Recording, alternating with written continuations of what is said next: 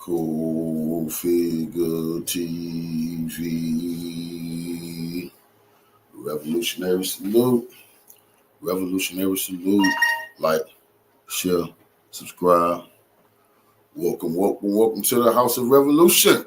You know I'm your humble host, the Yalmina Revolution. And what type of nonsense are we hearing from the Greek freak, the Divine Nine, Kamala Harris sisters? They want us dead? Before we get into that, be sure to wipe your feet. That means hit the like button. Like, share, subscribe. Support the platform, y'all. Let everybody know Core Figure is live. Revolution is a way of life. Revolution is for breakfast, lunch, and dinner. We got some revolutionary breakfast this morning. When I seen this first video, very disturbing. These people just can't accept they lost and they want to see us dead.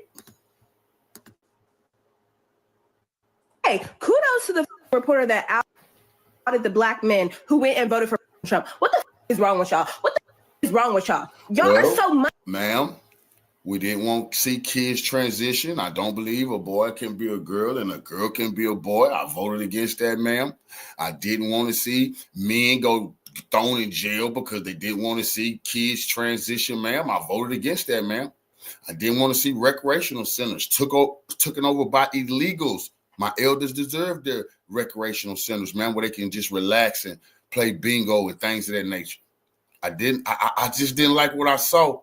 I didn't like the inflation in America, man. Also, you say black man. I didn't like my hard-earned taxpayer. I worked too hard for you to be sending the neo-Nazis in Ukraine my money, man. That's why I voted against your ass. Money hungry for someone who's not going to give y'all any money. It was in the woodworks for money. Ma'am, yes, we wanted inflation to go down and we want to have better wages, but ma'am, did I just say anything about money? I said you're trying to transition kids. That was on the ballot, ma'am. Do you think we're stupid? Kamala to help you out. And you said salute. He gave me $1,200 one time. I'll vote for him again. You hate black women. You can't say you don't now. Now, once again, ma'am, you're an insane young. My daughters are black. Every woman I know in my life is all kind of black women. What the hell are you talking about? I love them all. I protect them all. What? The community women, black women, protect them too. No, you're at the wrong place. I definitely can't hate black women, ma'am. Don't you dare tell us we to hate our grandmothers and our mothers. I think you hate them because now you said any old hairy-ass man can be them. I think you hate a woman if you say some guy with testicles can be a woman. I think you're the one who deep down inside hate women. Actively voted against black women. What the? You were broke yesterday. You were broke today. That man wins, you're going to be broke for the next year. Real broke. The police gonna start killing you young one by one by one. Now, this wicked heifer, excuse my language, this wicked heifer, look how she's smiling when she's saying the police gonna be killing black men. She's smiling. That was so disgusting. She's smiling when he said the police gonna be killing you, nigga. The police ain't stop killing us while Biden and Kamala was in office. These motherfuckers act like we had it the best we ever had it lately up under them. But do you see what they doing? They want the police to kill us. And all these women finna be saying, y'all not gonna get out of here. I'm gonna get there. But I want y'all to just look at her face when she's saying that. They gonna start killing y'all and they gonna clock into work tomorrow because your dumb, stupid ass decided to vote for Donald Trump and he gave the police immunity, which means that if they kill you, they can still go to work. And the next time that a black man died at the hands of the police, the same black men that voted for Trump, I want y'all to be front center. I might get ma'am. No, don't you leave just yet, ma'am. Don't you leave yet. Welcome to Core Figure TV, ma'am. Revolution is a way of life. Revolution for breakfast, lunch, and dinner. Shiesty heifer, frontline is what I do. Cops kill somebody, there I am. Get the book, Big Game Hunter. Who the hell you think you is? I want to see y'all. I never seen you. Stand in the front line. Who the fuck y'all think y'all talking to when the police kill somebody? What y'all gonna do? What we been doing? Standing up straight. Where the fuck you been? When the last time you stood up for somebody? See, this is what pisses me off. I had to bring this to y'all. These disrespectful heifers. See, they pretend like, Okay, when y'all die, we're gonna sit here and do all that projection. Y'all want to see us dead over a vote? Man, this is so crazy. I had to bring this to y'all. I might get some violations and I may offend some people with what I'm going to say, and I don't give a To all you Latinos that voted for Trump, I hope he mass deports you and your entire family. Whether you were here legally or not, you got to go. I hope he does that. To you Black men who your fragile ego couldn't take a Black woman in office, so you either voted for Trump or you didn't vote at all. The police will now have carte blanche to murder you right where you stand. And when they do that, there's not going to be no GoFundMe's. Don't ask your family to ask us. Just die. Huh? Just die. You heard it? Just die. They're going to show you a whole line of them. Just die. Who the fuck you think you talking to? Anybody ever ask you for shit? I know. We're not GoFundMe. Bitch, excuse my language. Who the hell you think you is? We don't need none of these Greek freak divine nine bastards. We don't need y'all. We done with y'all. Don't tell your family, you woman. This the problem in our community, man. These motherfuckers. They hate us. They want to see us dead. They want the police to kill us. They went straight to the police, gonna kill you niggas, and don't ask us. You who the hell you think you is? I'll never ask you for shit. Nobody in here. We don't need y'all. We don't like y'all kind. And that energy, you see? That energy. These motherfuckers will call the cops on a Black man to get him killed. These motherfuckers will lie on a Black man and say he did something he didn't do. So we gotta watch these type of motherfuckers. Next 4 years, they got a lot of hate in their heart. They want to see the Black man pay for not letting that Indian lady in the office. That's so crazy. They are Black. That's an Indian lady. We didn't do nothing to you. We never went after no Black. What is an Indian lady? And you want to see us dead? That's disrespectful. They can't afford to bury you. Dig a hole in their backyard. It is what it is. Wow. But don't expect sympathy. Don't expect protest in the streets. We're not doing that. Black women, we're done with. We're done. This is crazy, man. First off, man, let me speak for the majority of Black men in this country. We love Black women. I love Black women. I think Black women are the greatest thing that's since sliced bread, the hottest thing since sliced bread, the greatest woman to ever walk this earth, in my opinion. I mean, my mother's Black, have a great relationship with her, married to a Black woman. So we love Black women. So to hear our sisters talk like this, I'm not going to say it hurts, but it's very disappointing to hear our sisters talk like this, all because of a presidential election. Like, it's crazy to me. But I do want to address some of the things that these sisters. Salute to our brother Ricardo Dancy for the donation to the war chest.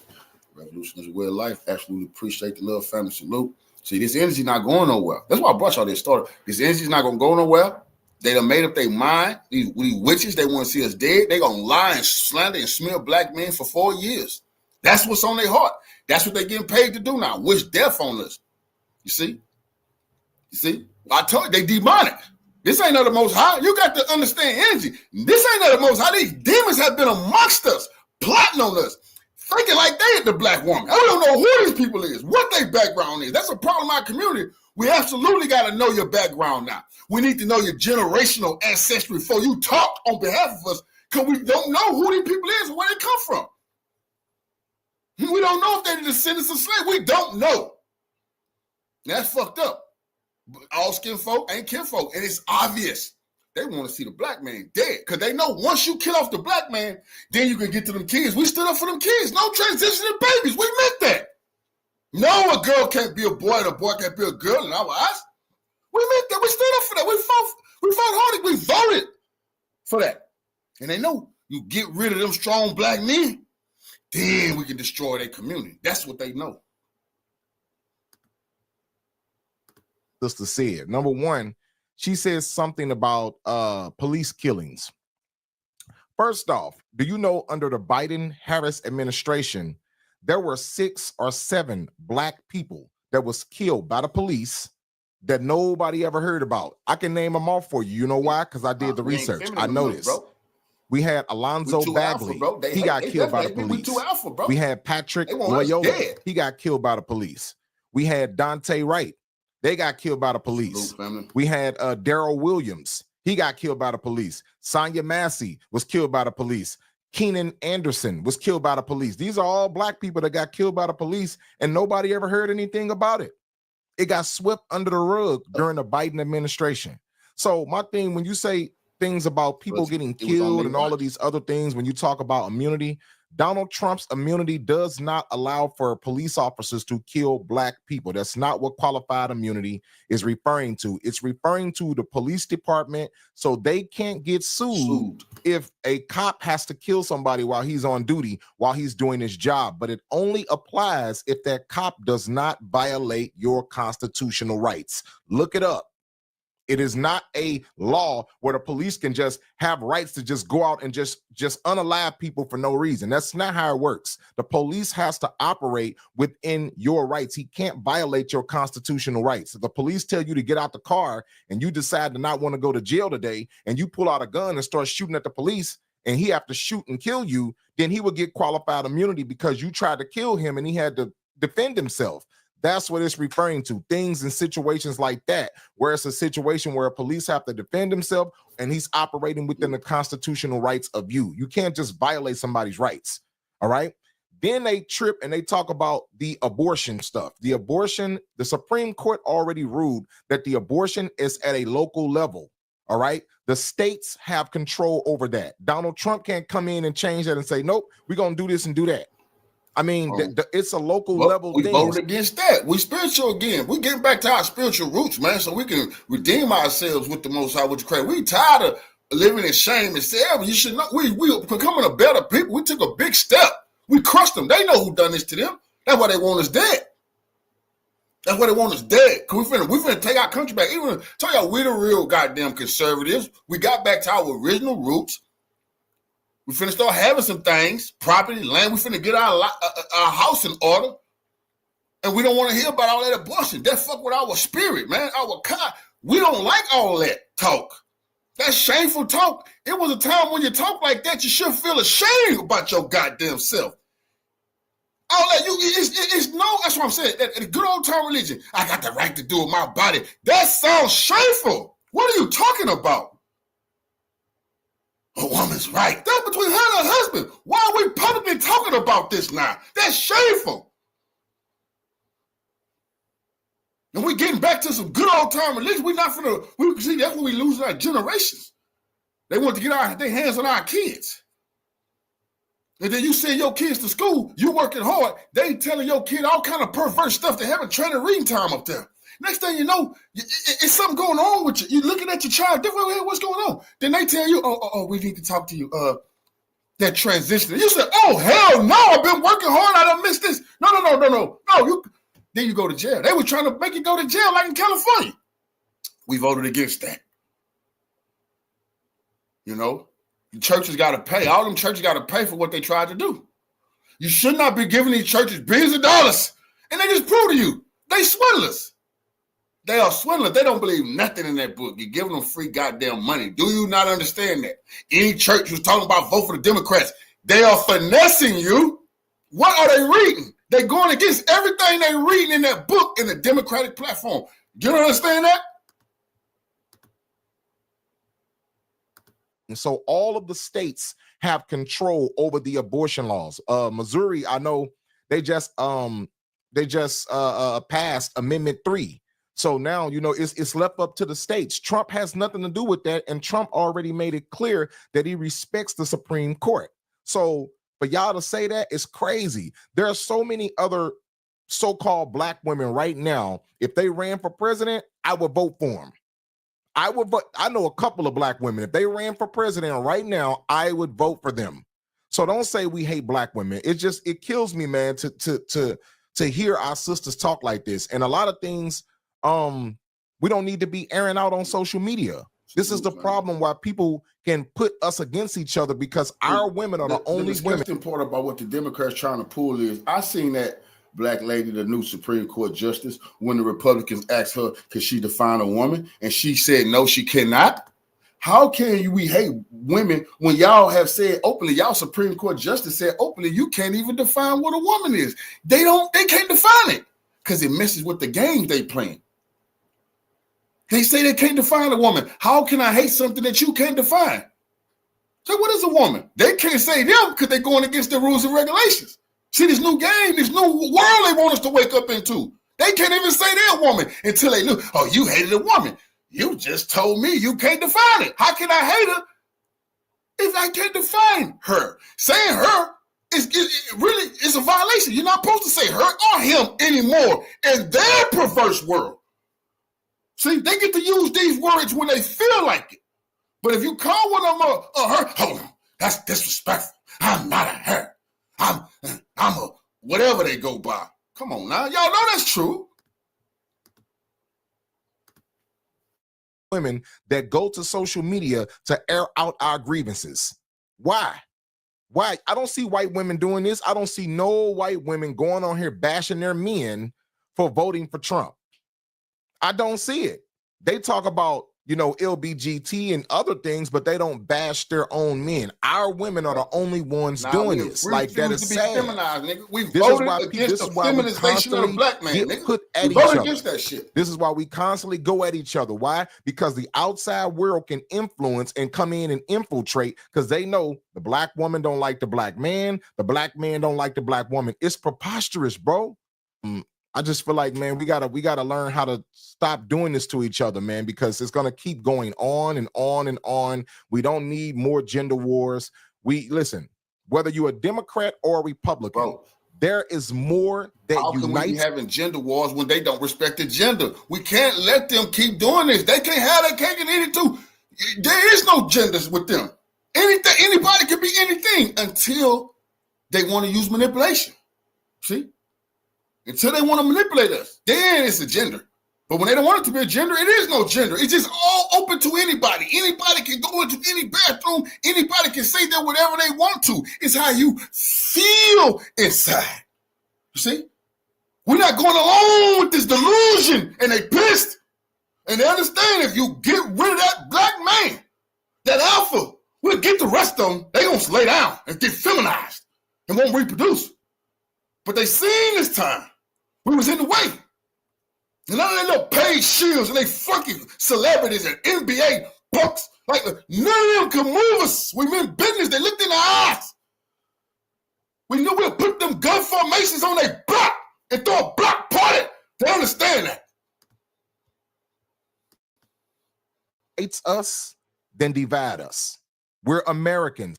I don't care if you're a Democrat, Republican, Chinese, white, Arab, Native American, Latino. I don't care. There is more that unites us than divides us. It's a time for you don't unity. Play with your food, man. I'm gonna teach y'all. Now you finish the job. They not done. They showing us we got to finish them before they finish us. This is civil war. We can't let them hang around. See, this motherfucker is gonna lie on a black man, and he gonna die or get in prison or some shit. I'm telling you, it's in the heart. All these women who lined up to say we was going to die, they're telling you they're going to assist the cop. How do you know it's going to be? How do you know we're not going to die? A car crash or man might have cancer? So anything might happen to a black man over the next 4 years. They say, oh, no, you're going to get it one way. The police, nigga. The police. You see, it's always a motherfucker like this laying in the weeds trying to bring us down for their master. Drag us back. We're talking about freedom. They didn't like us talking freedom. Oh, hell no. You don't want to be in poverty.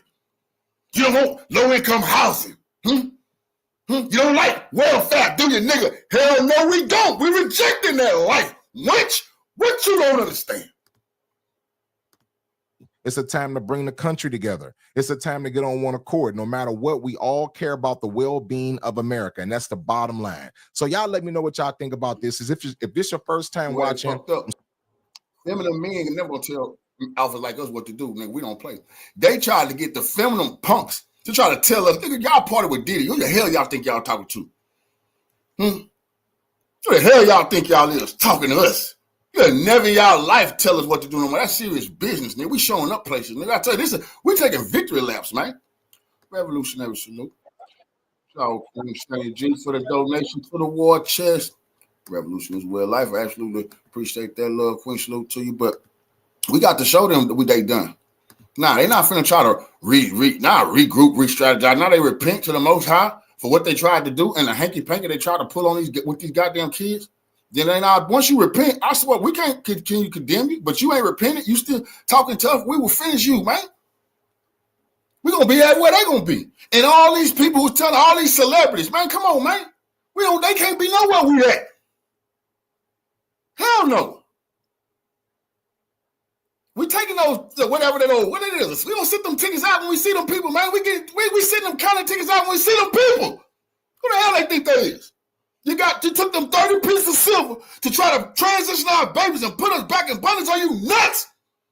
You better run to the moon and we're gonna get with Elon and get a ride to find you, nigga. Kamala Harris becomes the first Democrat in decades to lose the popular vote as Democrats are punished for supporting genocide. Democrats are just now realizing that it's hard to win a general election while you are slaughtering thousands of children. Apparently, palling around with Liz Cheney and having her and Bill Clinton go around Michigan explaining to Arabs why their family deserved to die by the hands of Israel is not a good election strategy. Kamala Harris yelling, "I'm speaking," to anti-genocide protesters will go down as a historic gaffe. Everybody has a right to be heard, but right now I am speaking. Right now, I know what you're speaking of. I want the ceasefire. But what about the genocide? What about the genocide? I respect your right to speak, but I am speaking right now. Taking ass out. Yeah. You know what? If you want Donald Trump to win, then say that. Otherwise, I'm speaking. Yeah, we told you that. We did this to you. Liberals Remember were us. 100% okay with losing to Donald Trump, someone that they called a fascist and a threat to. We the generation that put them civil rights shoe shiners who betrayed Dr. King and Malcolm. We put them on their ass this time, nigga. We the generation. The history books will show it. We were the ones who let the whole world know the civil rights leaders could never betray us no more because we don't listen to them. If you give them finesses anything, they finessed you. They don't speak for us. If you give these shoe shiners 1/4, they got you because they don't speak for us. Our democracy because they couldn't get over their hatred of Arabs and the left. This is the most deserved loss in history because polls often show that the majority of the American people support an arms embargo on Israel. And if Kamala supported an arms embargo, she would have had increased support. Do you guys know how crazy it is that the Zionists told the Democratic Party to take a dive against Donald Trump and they listened? The Democratic Party lost everything. Democrats lost the House, Democrats lost the Senate, the popular vote, and the White House to the Orange Cheeto, all because Kamala Harris couldn't say no to her AIPAC handler husband. Trump winning is not good, but I couldn't imagine anything more dire for the future of humanity. Revolutionary salute to our brother Golden Mash for donating 5 core figure memberships to the audience. Revolution is a way of life. You know, we absolutely appreciate you donating that to the People's Soldier. Revolutionary salute. If the ruling class was rewarded and given a mandate for genocide. Trump, because we're not voting for Biden ever. Enjoy Trump. Go to the Senate. Go to the Senate. Yes, we're not voting for Biden. Enjoy Trump. We're never voting for Biden. Y'all pay for that baby. Fucking lose. Y'all pay for that baby. What's wrong with you? How much money did you pay for Biden? Y'all paying for that baby. Enjoy Trump. We're never voting for Biden. Yep. We got him by the throat. Trump got him by the throat. Peace is also on the table right now. I heard Hamas wanted peace. See, Trump got him right where he want him right now, though. But the CIA don't want peace. BlackRock don't want peace, you know. But let's continue to look at some of these meltdown that's been going on everywhere. Because they're not just threatening black men. They also threatening Latinos too. We're gonna get to that. They threatening Latinos. These people really going crazy everywhere. Ladies and gentlemen, some of our young people, they don't know about life. They're losing their minds. They're overreacting. And I'm gonna say this. Let me just say this. Some people don't need an internet connection. We need to increase the age of having social media to at least 30. Just saying. No, I don't think Putin and Trump. The brain is not fully formed. What the fuck? I would kick his ass out. He waiting to go into that women's restroom. You pervert, I could tell. You waiting to go into that. Well, you bastard, you better not do it. Ha! Peekaboo, pervert, we see you. We're voting against your sadistic ways. This ain't Sodom and Gomorrah. You can't believe them babies won't be transitioned. What? That's all you're worried about. That's all you're worried about, you pervert. Out the house immediately. This is how you act when you don't pay rent. Yeah, see, that's a person that does not pay bills. That's someone who lives with their mama. Because people that pay bills don't scream like that when other people want to be they mama. That's somebody who wearing their mama clothes. That's somebody who ain't going into the bathroom his mama going to under our watch, you pervert. People get elected to offices. Yeah, they don't do that. That's somebody who didn't get a horsey for Christmas. That's someone whose biggest problem was the Wi-Fi's down. Trying to wrap their head around politics all of a sudden because they got a TikTok account. This is not a person. This is not a person that should be able to drive a car or operate machinery or carry sharp objects. That is a transgender school shooter. Man, I know a goddamn Walmart shooter when I see one. Who you kidding? Let's just be honest with one another. We voted for this. We voted to be honest with one another. I know a goddamn sadistic, memo-leaving, feminine library shooter when I see him. He looked like he want to leave a manifesto and grab his rifle and go do what these type of individuals do. We got our eyes on you. Who is it? I swear to God, I'll make a citizen arrest today. You're not going to get away with what you're planning, son.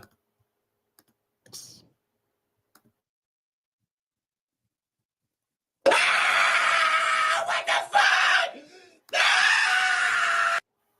It's a likely chance that somebody in his house already did. I don't want to laugh about this because it's so serious. Because I've been studying this. It's a chance that we're going to hear about this dude. He probably already had did the dastardly deed and smothered his grandma. No! Masculinity won't win! No! Oh, yes, it will, you pervert. Bitch!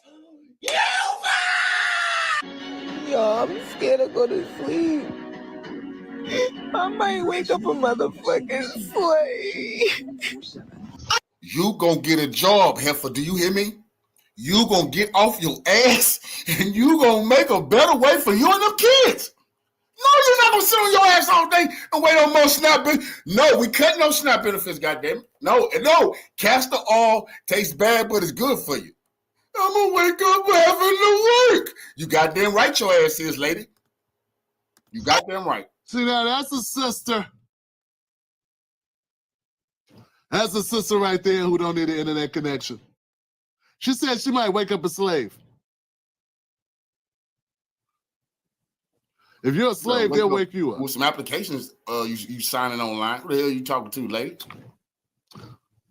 That's how that works. Yeah, don't worry, sister. If they reinstate slavery, they'll be waking you up at the crack of dawn. Don't worry.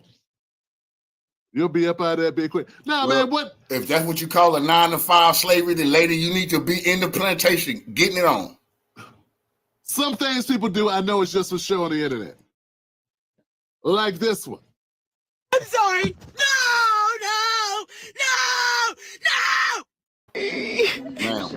I'm sorry. Ma'am, they didn't abandon abortions, ma'am. You don't have to be responsible for your goddamn actions, as you should. But as of right now, you still have the right to do what you want with your body, okay? Okay, you don't have to break down. Shit. Oh, no! Why? No husband for you. No husband for you.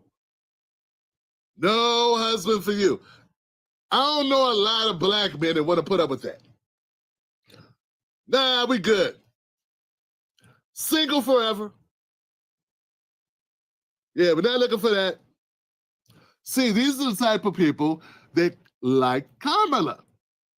This is her base. Bunch of base heads. You know what I'm doing in the evenings when I'm not working?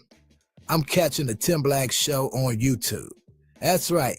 Sunday through Friday, the Tim Black Show live streams live. We got a great community. We're kept up to date in the news, and we chop it up. So be here, Sunday through Friday, on the Tim Black Show live streams. I see you there. This is a grown-ass woman. Not very grown, but body grown, mind toddler. She got toddler brains. This is not how adult people act. This is not how they conduct themselves. This is all prank, right? Like we're just gonna wake up tomorrow morning and everything's gonna go back to the way it'll be a psych. It'll be like a really bad dream. And none of. Let me get this right, sister. See, these are people that were voting for fun. They weren't voting to fix the country. Because she didn't even know there was a problem in the country. Get what I'm saying, guys? These people don't even understand why we have elections. They don't understand what all the complaining was about. They don't get it that we have a housing crisis right on the backs of a healthcare crisis, right on the backs of a homelessness crisis. They don't get it.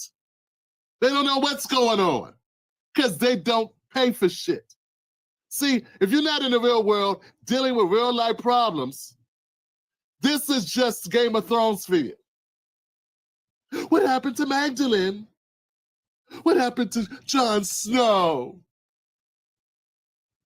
This is like when the little blonde-haired girl got killed off of The Walking Dead. You know, this is what this is. We got a bunch of grown-ass children who see this like a reality TV show. Why'd they kill Amber? Why'd they let Amber die? Not her. I'm never watching this show again. See, they don't have real problems, man. Because if you had real problems, you'd understand things are not good now. A lot of people, their finances is jacked up. A lot of people saw a very high increase in all things to live. And we sending money to like 3 other countries, funding their dreams and their bombs and their wars. Also, we get kickbacks from the war production. And you're sitting there going, I want things to be back like they are right now. They are still like they are right now. Nothing's changed. Get it? Nothing's happened yet, y'all. Joe Biden's still president. He's still in the Oval Office. Trump ain't even in D.C. And you're talking about you want to wake up and this, that be real, and things be back to the way they were, shows you are in a bubble. You're detached from reality. You didn't have a problem. Life was good for you. Life will probably remain good for you. Now, your parents might not be able to go to the Home Depot and get an undocumented person to do yard work for $12.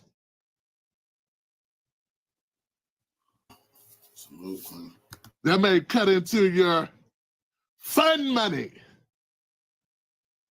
Amber.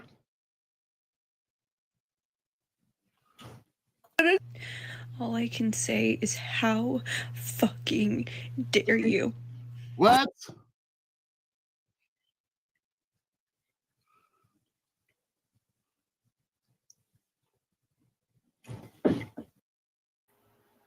All these little school shooters talking shit. Wear protection and shut up. Yeah, can't we just say it? We all know what all these Yeah, they want. You know why the white girls are upset? I don't know about this one here. What is? I don't even know what this is. Hey, half of these people are just upset because they'll have to wear some type of prophylactic device. They won't be able to just throw their organs on the roulette table of life. They might have to take a little bit of responsibility. You know what I'm saying? That's all this is. They thought Kamala would get in and wave the wand and no responsibility at all would be necessary. That's not how life works. Sorry. Okay, let's go check out Sparkles. Sparkles looks like they suffer from an alcoholic situation. Someone let the pillow do their hair. Let's hear what they have to say. You gotta have music? I can't play the music. Screw you. Now look at this, I don't have to hear it to know what it says. Hey, life, you took my only reason from living away. These people didn't know who Kamala Harris was 3 months ago. Remember, no one was talking about Kamala Harris 3 months ago. 3 months ago, everyone was saying the worst mistake Biden ever made was picking Kamala Harris as his running mate. And now these morons are losing their mind about losing a person they never had.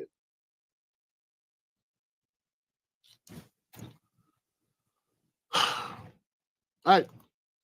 Hit the like button, guys. We're going to keep the party moving. Hit the like button if you like that.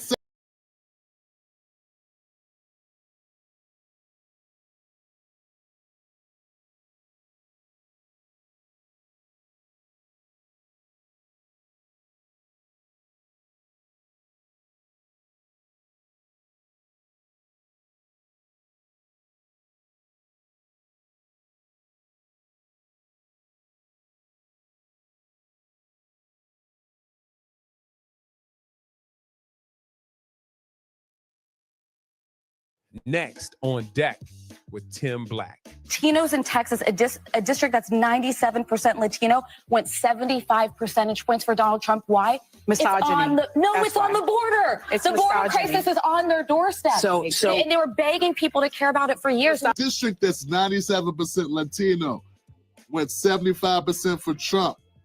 They didn't care about the comments made in Madison Square Garden that they couldn't stop talking about on The View. They cared about their damn border.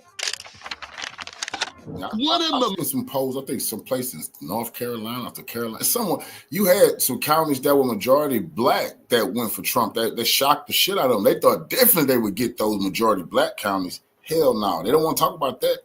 Major culprits that have been holding back the Democratic Party for several years, if not decades, is a little show I like to call The View. Don't everybody clap at once. The View is an eyesore, but it's also a scourge upon our democracy or our democratic system or our republic. It is a problem. It misinforms, it disinforms. It engages in lowballing and hateful rhetoric, nonsense, denialism, bubbleism, and all the other isms. And basically, it's just very hard to watch, and I got to watch it on a routine basis because a lot of notable figures go on here. You know, it's the Breakfast Club for old people. You would think I got writers when I come up with this stuff. Boy, bad. All right, check this out, man. So I got a couple clips on The View I want to share with you. Stephen A. Smith was the guest, and they asked Stephen A. Smith, as they're going to ask everybody, what happened? Why Kamala lose? The world hates women. Here goes Stephen A. Smith's response. The Republicans are sort of an extreme fringe. You think the Republicans are sort of an extreme fringe party? No, I don't think that they're an extreme fringe party. I think that they're operating against those they believe are extreme on the left. Like, for example, when you talk about the LGBTQ community, I'm a fiscal conservative and I'm a social liberal. Mm-hmm. I'm fiscal with my dollars. I ain't apologizing for not wanting to pay high taxes to anybody. Hey. Let's be clear here. See, I like Stephen A. Smith sometimes I can't stand him. This is one of the times I like him, but let me point out something here, Stephen A. You're a very outspoken guy. That's what makes your brand work. You should have also be aware Sonny is delusional. When you said it's the Republicans responding to the unhinged crazy nut jobs on the other side, you're talking about her ass. She is the most deranged, unhinged person. Her and Whoopi are these, they represent everything wrong. We got to do something with them. So it's just ironic that she would respond when her name was called. I want to rewind that, guys. Check out that exchange. You talk about her right in her face. Stephen A. Smooth.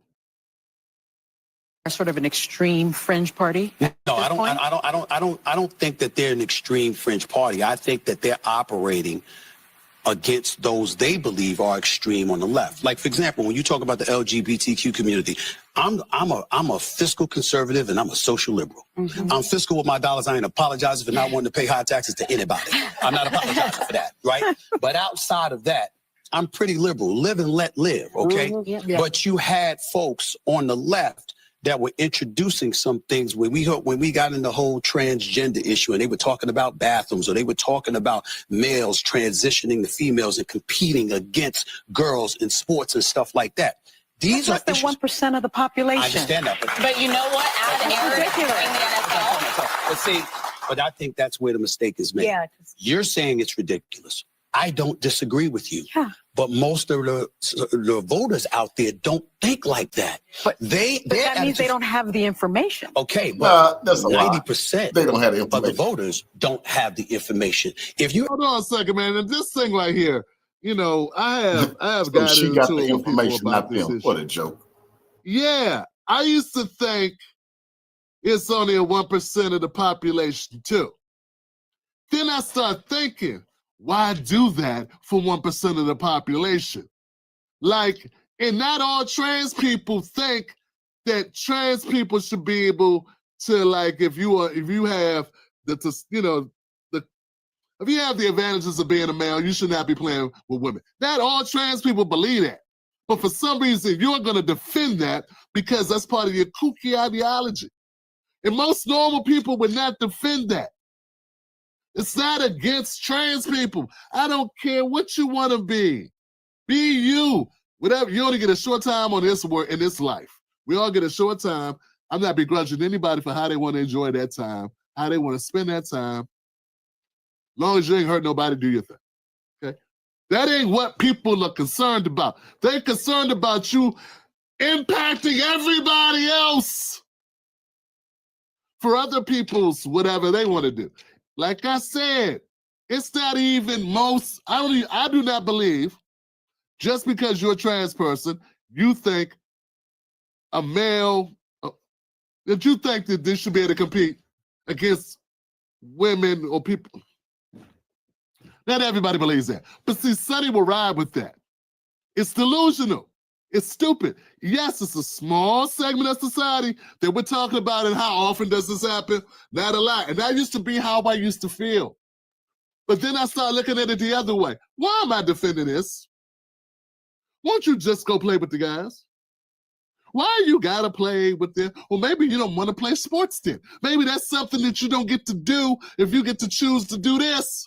There's things I don't get to do, like buy hair care products.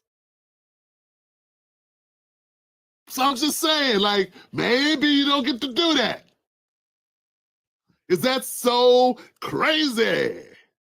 I mean, just to keep down this arguing. But Sonny's making the argument that, oh, it's the people are just dumb because they don't know what I know because, you know, I'm a lawyer. I was a prosecutor. Prosecute your ass over there somewhere. Prosecute that L that you just got. Sonny Houston, Sonny Hodson is a hard-headed person. She's an ideologue. And it will be the death of her party. All this crime that she's going to do, she ain't going to move off her square of being hard-headed, stubborn, and unmovable. Sometimes the stupid is strong with them. Haughty. A haughty moron, even. Tired of the same old type of politics? Well, welcome to the Tim Black Show. We do live streams every day at 9:30 p.m. Sunday through Friday. So be here and be a part of the change for the people. And now, back to the show. Out there busting your tail to make ends meet and to pay your bills, and you're going to work every day, and you got a family to take care of, and you got to stay. You're in New York City, you're getting stuck 2 hours of your day, you're stuck in traffic. You understand? You got a whole bunch of stuff to go through. You don't have time to know what you and I know. Maybe you need to listen to the news when you're in traffic. Well, again, maybe I agree not. with that. Listen to her. The problem, see, when you look, guys, look, honestly, folks, here we go. Let's go here. Whenever you have a business, and politics is a business. When you have a business, and you got to blame the customer, you lost. Yeah. Whenever you got to blame the customer for why they don't like what you're selling, you lost. That's how it works. Yeah, you don't get to go, oh, well, you're just dumb then. You need to just learn more because you're dumb because you're trying to sell ideas in order to get in power. Okay? And if that's what you're trying to do, you need to work on your ideas. Because evidently, most of America does not like your ideas. They're not interested in those ideas. Those ideas are not attractive to the people that you're selling them to. You don't get to say, hey, oh, what you don't like? You don't like broccoli. Oh, you should like broccoli. This sucker don't like. Hey, he don't like broccoli. Can you imagine this? No, I don't like broccoli. Who raised you not to like this broccoli? Who's this person? See, this is how Democrats are. Something's wrong with you. You weren't raised right. You shouldn't even be in our country not liking broccoli. Everybody comes in here loves broccoli. We're a broccoli country. Broccoli restaurant. Well, they won't be eating at your restaurant. But in this case, they won't be voting for you. You won't be in power. You're out of power. So look, hey, I got no problems with people being as dumb. I'm sorry. If you want to be stubborn like Sonny, that's fine. Just stop crying when you get the L. That's all. And don't pretend you don't understand why you got the L. Stephen A. Smith just laid out a perfectly good scenario of an example, and she showed she'd rather go down with the ship. Fine. You rather lose 60, 70% of the country to support 1% of the country, and not even all of them agree with that. Not even all of them want that. They probably think this brings undue attention to us. We don't need this type of stigma above us. We just want to live our lives as we want to live our lives. Like, not every person that's trans wants to play sports. And they got to hear this all the time. So look at it from that way as well. Because there are some things that people complain about that I don't complain about. I'd be like, damn, why should I start complaining about that? That's BS. That's small fry. We don't care about that. We over here. Hey, y'all got to put Rosa Parks on the $50 bill. I don't need it on no $50 bill. We ain't talking about reparations. We ain't talking about some shit I care about. I don't care about that. It wasn't Rosa Parks. It was Madam C.J. Walker. Oh, Harriet Tubman. I ain't care about that. The Congressional Black Caucus was arguing about that. I didn't care about that. I was sitting over here as a black man going, I don't give a damn. Why are we arguing about that? Let's argue about some stuff that matter. And for the record, I don't think Harriet Tubman will want to be sold again. Shoot. I'm sorry. Where was I at? Okay, back to Sonny Hostin. The point is, I don't think you're doing anybody any favors, but you're virtue signaling. This virtue signaling dumb stuff that the Democrats do is part of the reason they lost. Come on, Stephen A. Smith, hit him. You listen to stuff that's going to take you away from the things that brings down your spirit. Yeah. And that's unfortunately what most voters are doing. Let me ask you this. How you want to speak? No. Okay. Stephen A. tried to speak logic, sense, realness into the stubborn. He tried to do it. It was like he was just speaking into a room of empty chairs because they weren't hearing him. Well, Sonny and Whoopi weren't here, I don't think. I don't even know Whoopi's response. Here goes another clip where Elisa, okay, the white lady on the end here, she had a conversation, she had a back and forth with Sonny here. And it was like at some point, it's like Elisa, she just says, you know what? I'm tired of you bullying me, Sonny. And then let Sonny have it. Check this out. I think that in this post-mortem that needs to happen with Democrats, they need to think about why wasn't she given more lead time? Why didn't Biden give her 6 months or a year to run? But there's bigger pictures. That's a micro. There are some macro issues here. The fact that the nation elected somebody like Donald Trump, who even people who voted for him, I talked to so many of these people, will say, I don't like him. I don't like the things he says, but I felt like my life was better under him. I think that a lot of Democrats missed the moment. They were looking at the micro and not the macro. Do you think the Republicans missed the moment? What about a post-mortem on the Republican Party, which is the Trump Party right now? They just swept, though. I mean, I've been talking about what I'd like to see from the Republican Party. They won, but they're morally bankrupt. But America just gave them. So let me just make my point here. Listen to her, since she doesn't understand. She said they won, but they were morally bankrupt. Let's have an autopsy about the Republicans. Why? If you got the ring, lady. See how delusional they are? See how they is? They just won. What autopsy do you want them to do? How they can beat you further into the oblivion? I mean, they don't need to be, they're not the ones that need to go back to the drawing boards. You are. You are. And this is how they think, man. You cannot get through to them. You can't reason with them. It's just talking to a cinder block, man. What this woman says, and I don't often agree with her. Now that I know her backstory, she used to work for Trump. Now she don't know. Now she switched to Democrat. She switched to Democrat because that was the easier way to get to the money. You guys got to understand, these people don't have any souls. So she switched Democrat to get to the money. Now that Trump won, now she's going to try to switch back. She's just kind of doing it now. Now she got all this criticism for the Democrats. And that's why Sonny's like, well, hold on. Why are we not criticizing Republicans? That's what we do here. We criticize Republicans. They're morally bankrupt, right? Why are you having criticism for Democrats? Because maybe Elisa wants to go work for Trump again.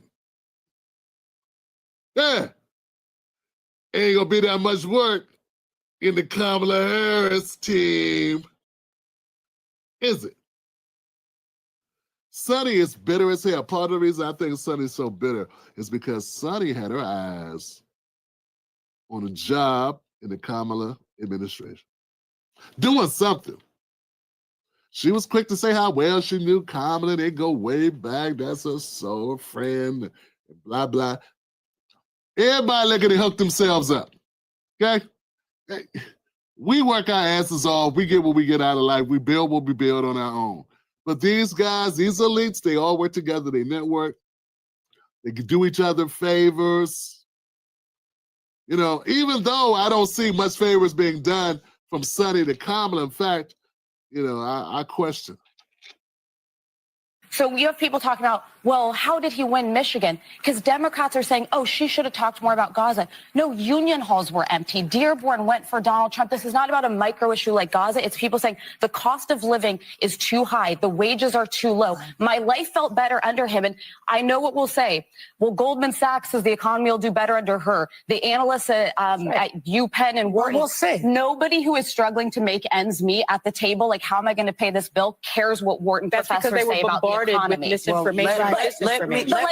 And just one more thing I want to say. This issue of abortion, which I hope we can unpack more, there are a lot of women who cared about abortion, but they were in states like Pennsylvania where they don't have an ultra-restrictive abortion law.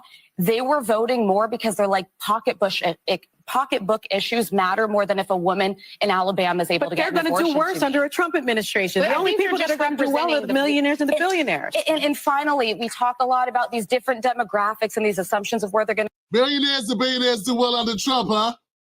Like yourself. And I'm trying to tell you guys, first of all, Trump's tax breaks helped everybody. Millionaires and billionaires weren't the only one that got tax breaks. So that's cap.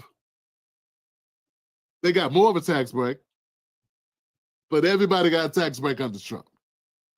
But when she says it only helps millionaires and billionaires, what's Sunny? See, people don't be seeing behind this, pick your spots. She said there've been disinformation. MSNBC, CNN, ABC, CBS, all of them, misinformation. I don't know where, so she's trying to say that if you watch The View, you'll be informed. I think you'll be misinformed if you watch The View. Ago, Latinos in Texas, a district that's 97% Latino, went 75 percentage points for Donald Trump. Why? Misogyny. It's on the border. It's the border misogyny. crisis is on their doorstep. And they were Listen to this point Alyssa just made. She says there is a district in Texas that went 75% for Trump after last time it went for Biden. And Sonny says it's because of misogyny. What a joke. And Alyssa said, no, it's on the border. And you opened up the border. Biden opened up the border on this district. I'll replay it because I want to make sure people hear this. This is the people to talk for the Democrats. This is the people. These are the spokespeople for the Democratic Party. Listen to this exchange. This is it. This is all. This is everything. Racist. Even black people. percentage points for Donald Trump, where they're going to go. Latinos in Texas, a district that's 97% Latino, went 75 percentage points for Donald Trump. Why? Misogyny. It's on the border. It's the border misogyny. crisis is on their doorstep. And they were begging people to care about it for years. We need a district that's 97% Latino went 75% for Trump. Take somebody like Sonny. They didn't care about the comments made in Madison Square Garden that they couldn't stop talking about on The View. They didn't care that Kamala had collard greens in her tub. They cared about their damn border.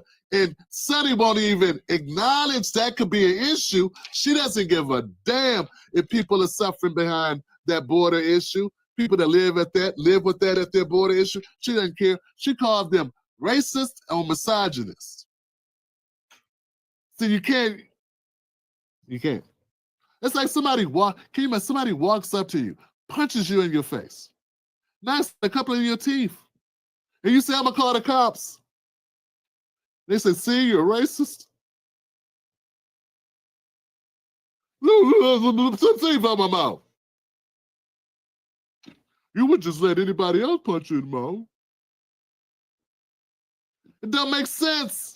A guy walks up, punches a woman in the head, and then he calls the cops, and she says, you get it. You get it. What I'm saying is, with the Democratic Party, there's no ownership. There's denial, deflect, racism, misogyny, or something. And that's from a person that's B1, man. I stand 10 toes down. I ride for my people on issues. I do it all day, every day, twice on Sundays. But what I'm not into is what they do. What the Democrats do is they use blackness, they use gender, they use orientation, all as a wedge in order to try to win, to play this role like they're the defenders of some type of virtuous thing. Meanwhile, they drop bombs on kids. Meanwhile, they leave us sleeping on the streets in front of buildings with heat on them. Meanwhile, they watch us go to prison, jail to prison, school to prison pipeline. They watch our children be 40% under the poverty rate. They watch us be 40% of the homeless population, but then they want to say black out their mouth all the time. Well, you know what? If Kamala was really cared about black people, not just calling herself black, she'd have been working on that 40% poverty rate. She'd have been doing that the last 4 years. That would have been her pet issue. Was it a pet issue? Was it a pet issue to help us stop being 40% of the homeless rate? 50% of homeless families are black. She said she black, right? I kept having to hear that. Why wasn't she working on that issue? So she's not connected to black people at all. It's just words and denials and deflections. Alyssa brings up a good point. I don't have to agree with her on anything other than this point. We judge people piecemeal. point by point. Because if we judge people based on totality of everything they've ever said, if we can agree with them on anything, we would never agree with anybody on anything. She's right about this. Next.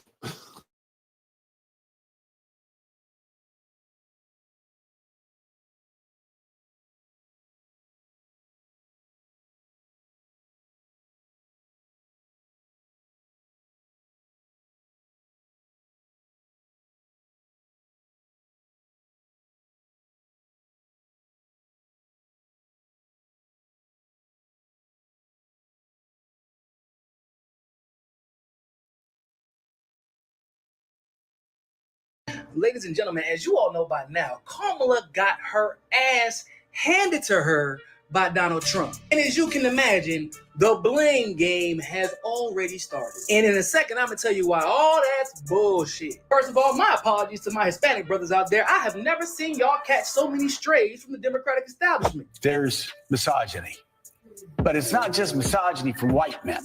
It's misogyny from Hispanic men. Latinos in Texas, a district that's 97% Latino, went 75 percentage points for Donald Trump. Why? Misogyny. It's on the border. So- and they were begging people to care about it for years. We need to take some lessons. That's what that The was. lessons are not Knock, knock. Who's there? Oh my gosh, it's Whoopi. And now, Kamala's loss, apparently, according to the liberal media, is completely on y'all. I don't know what's up with that, man. Okay. But don't worry, us brothers are getting our fair share of the blame, too. Because according to Joe Scarborough, Morning Joe, Joanne Reed, and just about every other liberal pundit, black men are just too misogynistic, and we can't stand the thought of a black woman leading us. I guess I need to call my mom and talk to her about this imaginary beef that we have, because apparently I don't like to be led by black women, despite the fact that a black woman is probably the most important person in my life. Even white men, actually white men didn't get that much of the blame, surprisingly enough. I guess I didn't really have high expectations of y'all.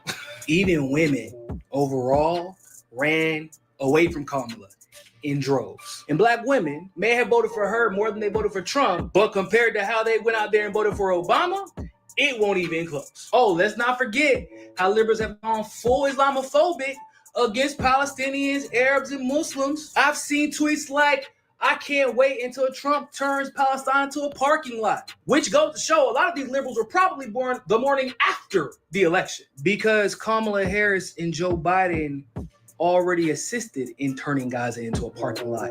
It's already happened, my guy. That's why they didn't vote for y'all. It wasn't really sexism, misogyny, racism, all these isms that liberals are blaming Kamala's loss on that caused her the election. Because I'm actually willing to entertain the possibility that racism and sexism can play a part in the outcome of an election. I believe that can happen. See, but if that's the case, I need y'all to explain to me how sexism and misogyny and racism led to the Republicans taking the Senate back. Like I said, if we're all really to blame, if it's sexism and misogyny and racism and internalized racism, why did the Democrats lose a seat in the House only for the Republicans to gain another one and maintain the majority in the House? They didn't flip anybody.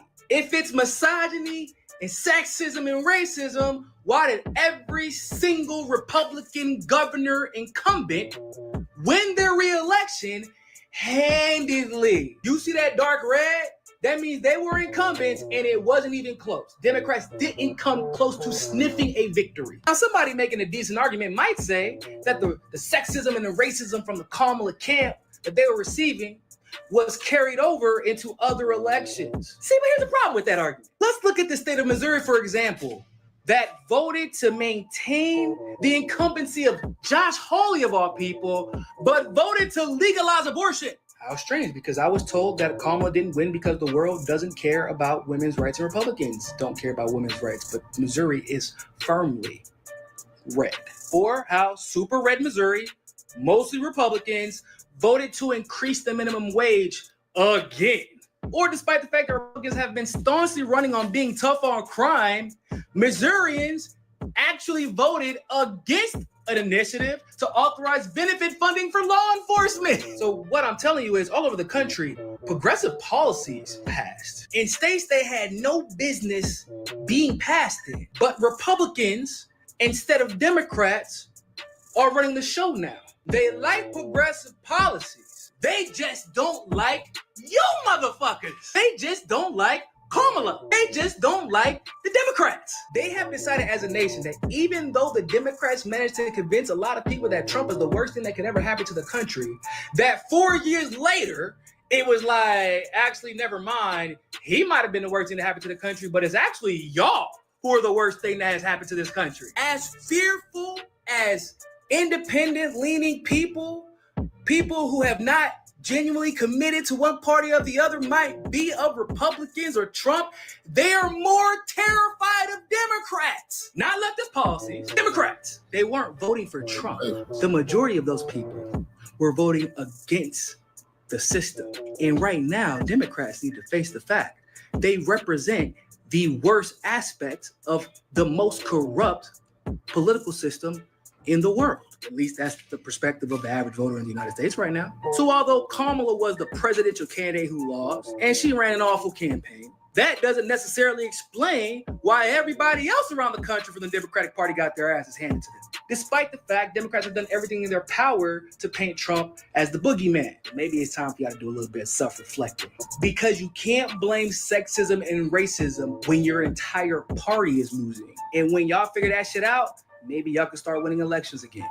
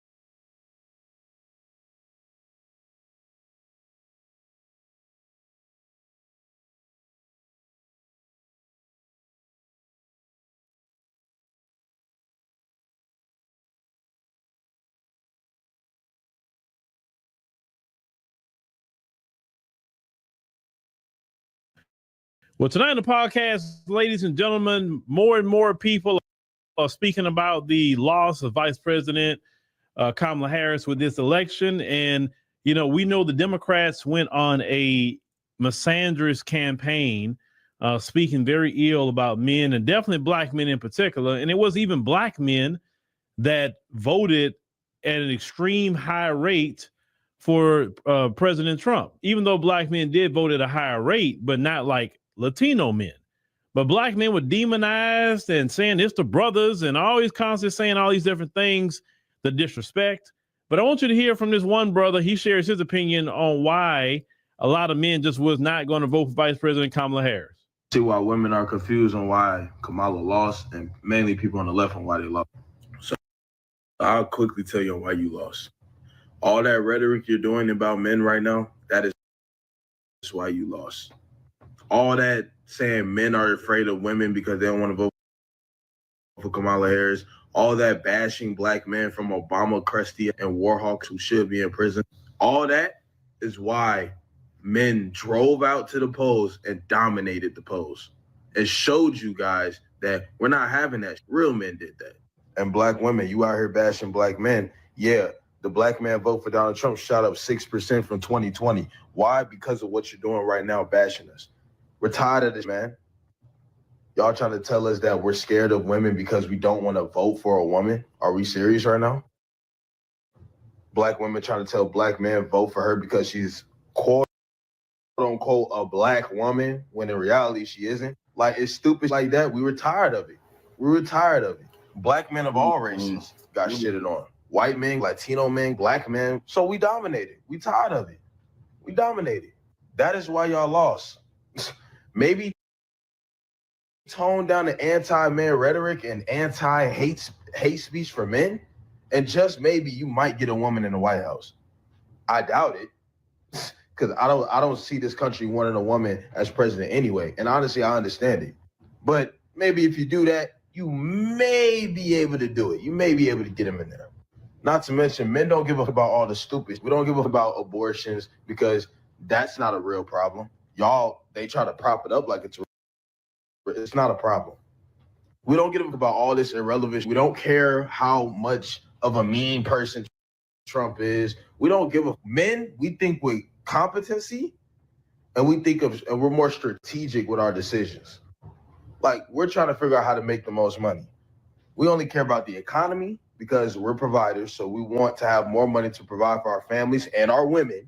And we care about safety and security, foreign policies and border security, things like that. That's all we care about, because that resonates with us, because that is our job as men, to protect and provide. So we're looking at candidates who got the best ability to do that for us, who can do that for us, who can give us the opportunity to do that for us. So then that way we can trickle that down to our family. And that was the key message that was missing the whole time in the Kamala Harris campaign. They weren't saying that. Instead, they did the opposite and just kept trying to bash men. That's not going to win men over at all. Now, a lot of things that your young brother said, it just really was spot on. I mean, you got to think about it. Leading up to this election, Michelle Obama coming out here talking down on men, a lot of the brothers too, but talking down on men. The Democrat Party has not been a place for, men who are providers, men who's trying to protect, their families and things like that, right?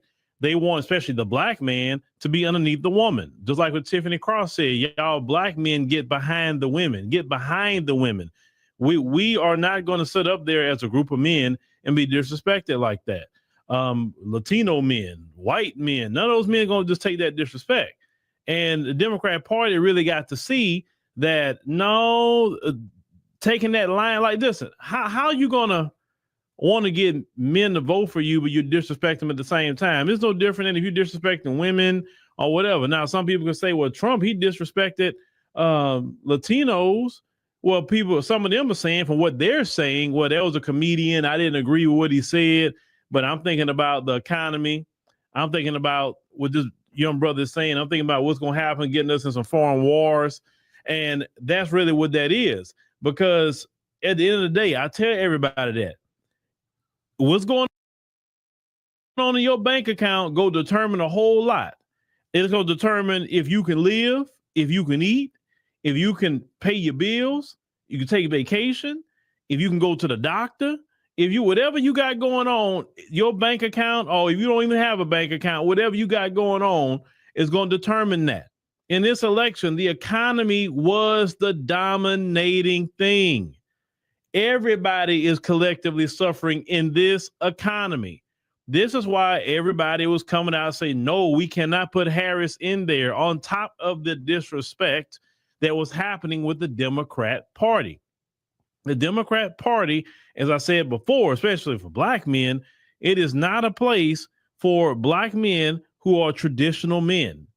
It's not a place at all. The Democrats, if they want to fix that party and they want to get traditional men into their party, they literally got to get rid of the whole playbook they've been running on, that Obama playbook, throw it in the trash and start over. You understand? Because if you keep following that Obama playbook, that extreme left-wing progressive, you won't win elections because you got too far to the left. It's just bottom line. And we're not prioritizing things that cannot put food on the table for our families as men. It's just bottom line, okay? Why would we sit up here and focus on things that don't even affect us as a collective in society? Because when it comes to abortion, that's not nothing you go do every day, but you eat every day. You pay a light bill, gas bill, water bill, you pay your cell phone bill, you pay your internet bill, all these different bills that you have coming up constantly, okay? That you have to pay. I have to pay. Letting all these immigrants in here, they don't help pay my bills. You promoting LGBT and trans and all that, that doesn't pay my bills. That doesn't pay anybody else's bills. The Democrat Party focus on everything, every single thing, okay? Except what we call the kitchen table issues. They say, oh, the economy is doing a lot better. On paper, it says this number going down, that number going down. People don't feel that. The only time people feel it is when they go to the grocery store and that box of cereal is $3 again, $2.50 again. Then we say, "Oh wow, the economy doing good." When people go to the store and get a dozen of eggs for $1 again, that's when people say, "Oh man, we're doing good." You know what I'm saying? When people can go drive and go get some gas and it's under $2 again, people are like, "Oh wow, it's the economy starting to look good." When people can go buy a home and they don't have to pay high interest rates to do that, people say, "Oh man, the economy is good." That's really what a lot of it is. If people don't feel that in their everyday life, then the economy is not doing good. You can say all the job numbers you want, don't matter. Other people getting the job doesn't affect what I eat. it just don't. So that's what we're talking about. And on top of all of that, the disrespect. I mean, I think the disrespect in this election, I think it was the most I've ever seen before. I mean, the venom that we got to see coming from the Democrats, definitely toward black men. Black men was so demonized in this election. I mean, come on. Why did you think black men gonna come out there and they still say black men showed up? A lot of black men sat it out. A lot of black men, black people sat it out. So, but I did say many, many times that Kamala Harris is going to get the majority of the black vote. I said that. I knew that because I know y'all. I know y'all. I know what you're going to do. I know how you move. You understand? So next time, Democrats, don't disrespect black men. Don't disrespect no man. Respect us like you respect anybody else. Throw away that extreme left-wing progressive crap. Throw it in the trash. Get out of that. Come to the political middle. Be very moderate in what you're doing. If you really, first of all, Democrats, you got to shore your base up. And the best way to shore your base up is just do right by black people. See, Democrats, if you want to win elections, you do right by black people. That's it. Just do right by black people. Trust me, if y'all did even just gave us an anti-black hate crime bill, reparations, something, everybody would have came out and voted for Democrats and Harris. I would have voted for them. But you disrespecting me and making my life hard with the money. Well, why would I go out there and vote for that? I wouldn't vote for that. No, anybody in their right mind wouldn't vote for that. Now, of course, you do have people out here who are very silly and they want to vote on a motion and things that don't even matter. That's their business. That's their voting rights. But for the rest of us, no, we couldn't go down that route with Vice President Kamala Harris. It's just that simple. But the misandry was extreme in this election cycle. Very, very bothersome, very sickening. But maybe in 2028, maybe the Democrats will change they whole party up. We'll see. But if not, if they don't, well, get ready for President J.D. Vance. That's what's going to happen in 2020.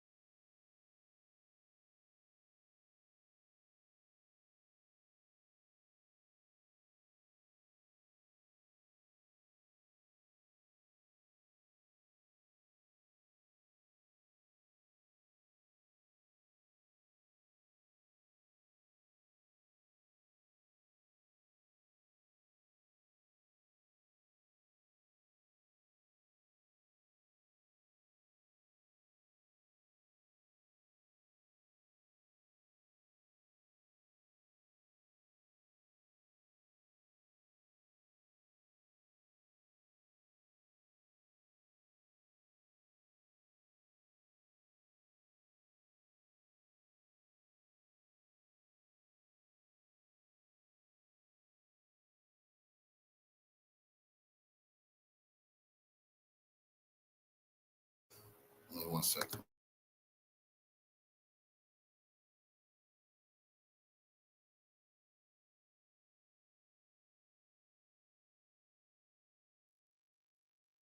Because that's the politically correct thing to do. It makes them think that we don't even live on the same planet as they do. You know, voters told the Democratic Party over and over and over again that their main issues were their pocketbooks, inflation, and immigration. And the closing message of the Democratic Party was democracy and Donald Trump is a bad man.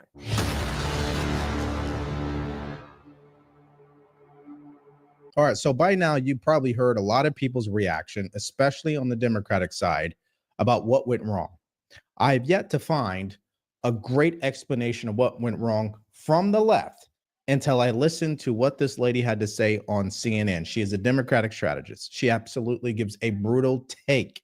Now, she wasn't the only one on CNN to give that brutal take and tell the real truth, but we're going to start with her first, and then I'm going to show you a couple of other ones, because this is the message that the Democratic Party, they need to accept, or they will continue to lose election after election after election.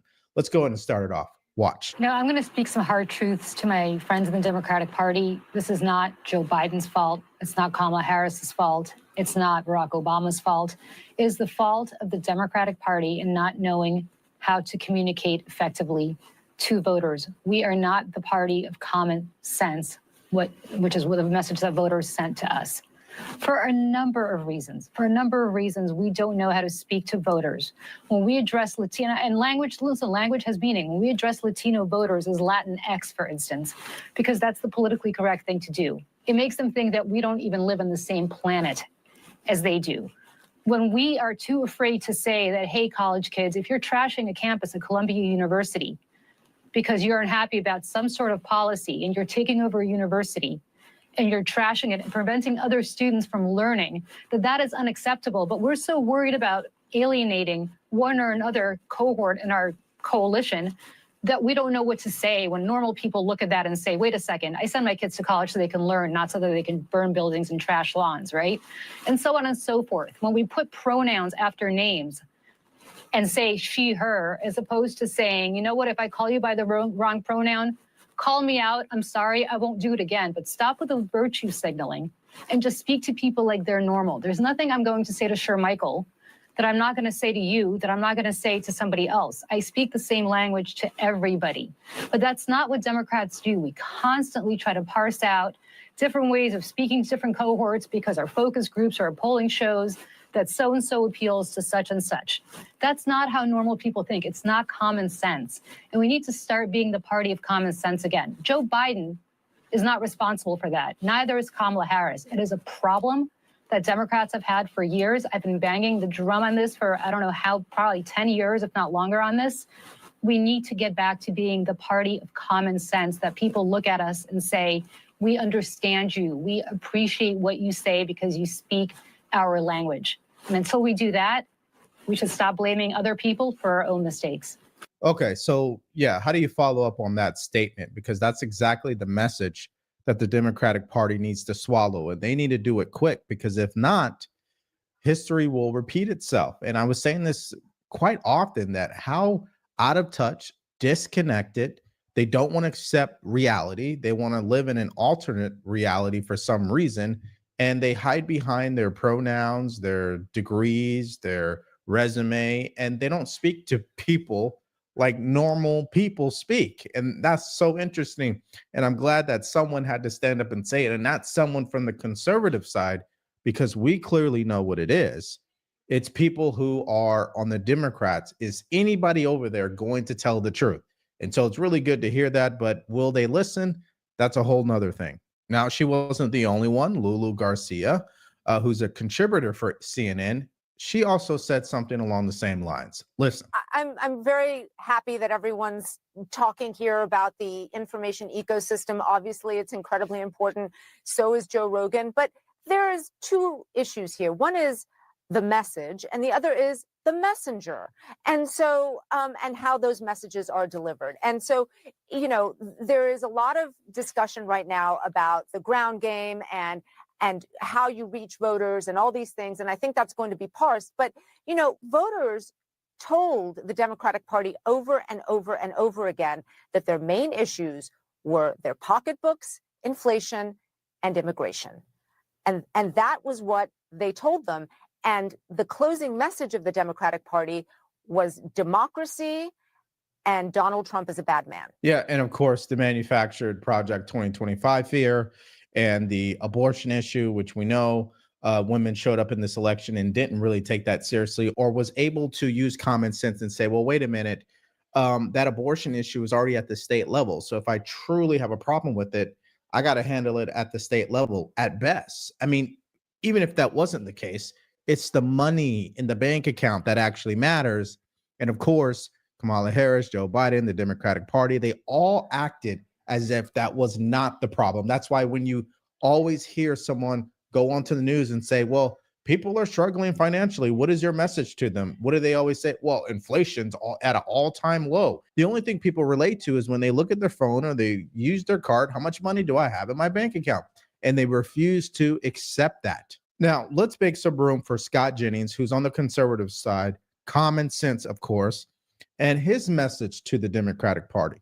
Watch. Democratic Party, you're right, it is hard to lose it. You know, Republicans went through this after 2012. And I think about the condition of the Democratic Party. It's been almost fully oriented around Trump for a decade. I mean, look and look at Biden. I mean, his basic campaign promise initially was to rid the country of Trump and Trumpism. And as he leaves office, Trumpism and the MAGA movement is stronger than ever. So not only are you just dealing with the wreckage of having lost an election, you're dealing with the total failure of the project of the current president as he set it out when he got elected in the first place. So I think part of the answers that you all are seeking are more than just tactical. I agree. So some of it is, what are we? Who are we? What do we stand for? What do we stand for? And, you know, I think both parties go through this after these kinds of losses. But when you look at how Biden is leaving, the very thing he vowed to rid us of is now the ascendant political movement in this country. It's got to be a pretty demoralizing feeling. In a stronger position than he's never been stronger. He's never been more popular, and he's never been in a stronger political position to execute. Yeah, so he hit home at something that I think we all go through in our own lives, right? Now, before I get into that, if you're getting value from this video, please do us a favor. Like, share, and subscribe to the channel. If you want to support us further, go to the link in the description below. Grab yourself some merch or buy us a cup of coffee. Now, he's touching on the purpose, the mission, right? What is it that you're fighting for, that you're waking up for, right? On the Republican side, a lot of it is just conservative values, right? Our family, our kids, our God, our religion, right? Our freedoms, our ability to make our own decisions and not have the government be involved, like smaller government, lower taxes. Right. These are things that we get up in the morning for, and we're not confused about that. Right now, we might, as you have been paying attention to history, the Republicans have not always been the best at selling that vision, but they're very clear on what the vision is. There's a difference. The Democrats, they've been great at selling bullshit, right? But they don't even know what it is anymore, right? They don't even know what they're selling anymore at this point, because part of their party, which is progressiveness, and these just ideologues who just think if we do this, this should solve X and X problem. But in reality, it doesn't. It just makes things worse. I always say people on the left have great intentions, but it usually ends up with bad outcomes. And so one thing that I think stands out also, we can't have this conversation, a little bit to your point, Dana, is that maybe it's not so much Democrats' policies or messaging or the words that they use specifically, but there is an entire right-wing media ecosystem that doesn't exist on the left, and it does not exist in the center or mainstream, and people are getting their information in very different ways now. And Donald Trump and Republicans and Elon Musk and Joe Rogan know exactly how to reach Americans where they are, regardless of age and demographic, and that played a big role in this because of the fact of like that, whether it was disinformation, misinformation, or different propaganda that they were feeding to the American public that made them feel the way they did, and the American public felt as though that they were being heard by Donald Trump. All right, so let's just clear something up. When you're watching this video right now, I'm not making you feel the way that you do. You already feel the way that you do. You happen to just be listening to someone who understands the way that you feel. There's a difference in what she was saying and what I just said. So they're still disconnected from the reality. They truly believe, some of these unhinged Democrats believe that it's right wing propaganda extremism that is programming people to vote for Trump. No, it is not. It's your guys' lack of ability to communicate effectively. That's number one. Number two, it's the pure gaslighting from the media, who has been proven wrong time and time again on serious issues like the Hunter Biden laptop story. So the media has no more credibility in all this. So don't blame these independent creators or Joe Rogan or people who have an open mind to go seek the truth out for themselves and report on it. Don't blame them. Blame yourselves for thinking you're too good to report the truth because you're so obsessed with Trump. I think, the question is that we all have to grapple with is, right after it was very clear Donald Trump was the president-elect, he starts tweeting like, you are the new media to all of the folks on X, like CNN, mainstream media is extinct. And this was our plan to ruin. And I think that platforms like X and Facebook and all the social media platforms do help when they're used properly to democratize microphones for people to have a voice. But it is very clear since Elon has taken over that the algorithms are working in a couple of ways that are causing greater division in our community. Scott and I sometimes sit next to each other and he has a totally different feed than I have because we're getting fed things that it thinks we want. Right. And they're very polarizing our feeds. And then we also have people who get lifted up more and they happen to be people who agree with Donald Trump, and people who don't agree with Donald Trump get shadow banned. That's not really the media. That's a platform and you can do whatever you want, but the influence that it does have, I'm not just talking about Twitter. I'm talking about TikTok. I'm talking about Instagram. I'm talking about Facebook. There's an issue here. Elon Musk has not banned or shadow banned people at the same degree that Twitter used to do because of the corruption from Joe Biden and Kamala Harris administration. Do we want to go back down that road? Right? How many people were banned off platforms for years, including Donald Trump himself? So we're not even going to give that any energy. So that's number one. Number two, they're more salty that they were not effective at delivering a message to voters in order to get them to trust them. That's really the problem here. And the easiest thing to do is point the finger and blame someone like Elon Musk, who has every right to do what he's doing. They just don't see it that way because they operate from the premise that if you don't agree with us, then you are an extremist, you're a fascist, you're racist, right? You peddle misinformation, right? That's what they go to. They don't ever stop and say, well, I know you believe in that stuff, so let's see if we can find some common ground. That's not them. Yeah, now I will say this about this entire video. At least on CNN, there were multiple people that went on and said the truth. And that's all I really would like to see is, even if they don't agree with the way that I see things, can someone stand up on their side and tell those people the truth? Because I don't think they'll change unless their own people are telling them the truth, because they clearly didn't want to listen to the voters. That's why they're in this position. They're definitely not going to listen to people like me or you, conservatives.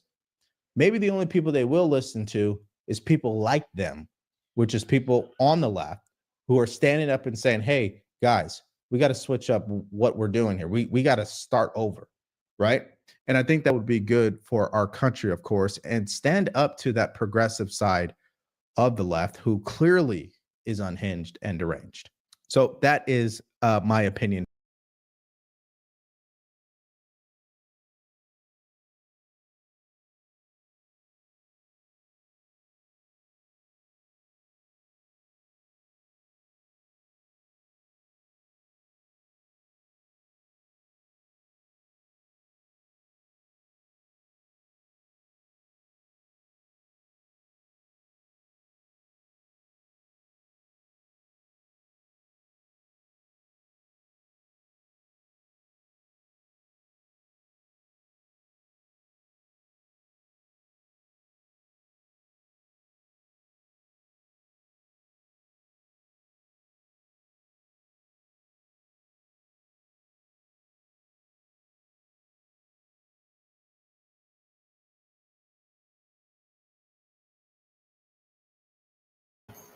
One second, y'all.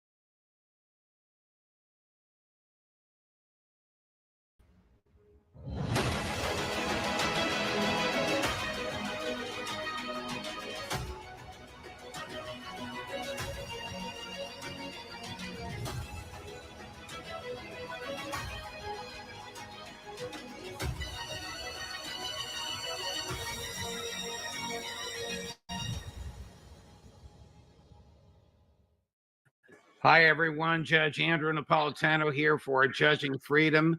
Today is Thursday, November 7th, 2024. Professor Gilbert Doctorow joins us now. Professor Doctorow.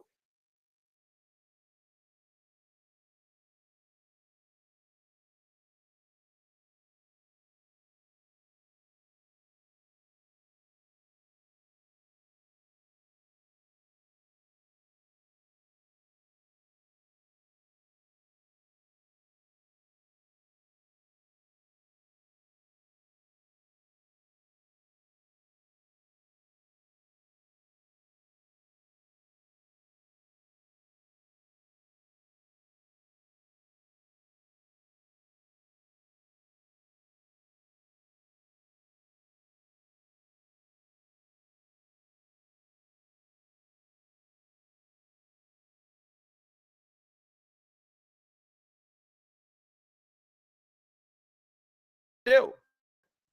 And you have some people. I'll keep it quick. I'll keep it quick and succinct for you. Yes, ma'am. So here is what I have to say. I think that people clutched on to their YT fragility. I think to see a highly educated Black woman was really challenging. And we see that with the rhetoric in terms of she's word salad, she's not educated, all of that is really just designed to denigrate Black women, especially highly educated Black women. And I just think it really comes out of that unconscious bias and confirmation bias. I think a lot of YT people, for whatever reason, they just refuse to see that racism exists, that misogyny exists, and they want to clutch onto that emotional comfort. And unfortunately is going to be their downfall, I believe. So that's all I have to say. Well, I will say that, look, it's always always looking for other excuses as well, that it's something other than what it is. Most times, the most obvious answer is the correct answer. And yes, you are right in that.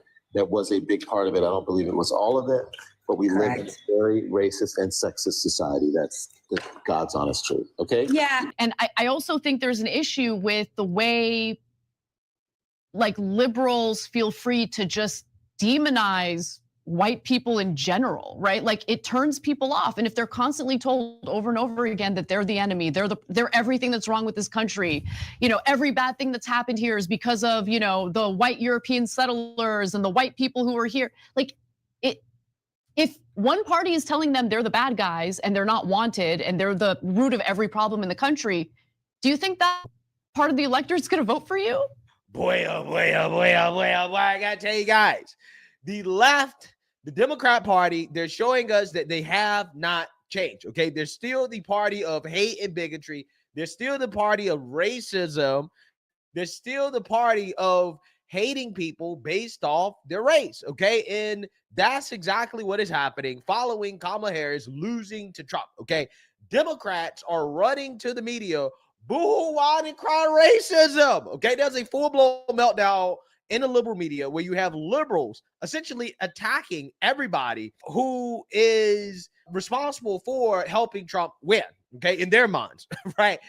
And instead of just reflecting and really having an honest conversation with themselves in regards to why they lost, okay, no, they're not going to do that. They're going to double and triple down and live in delusion, pretending as if Kamala Harris was the perfect candidate, right? She ran the perfect campaign, and it's not her fault that she lost, although she couldn't articulate what is different about her and Joe Biden, the most unpopular administration in American history, right? No, she can't articulate that, but that's not her fault.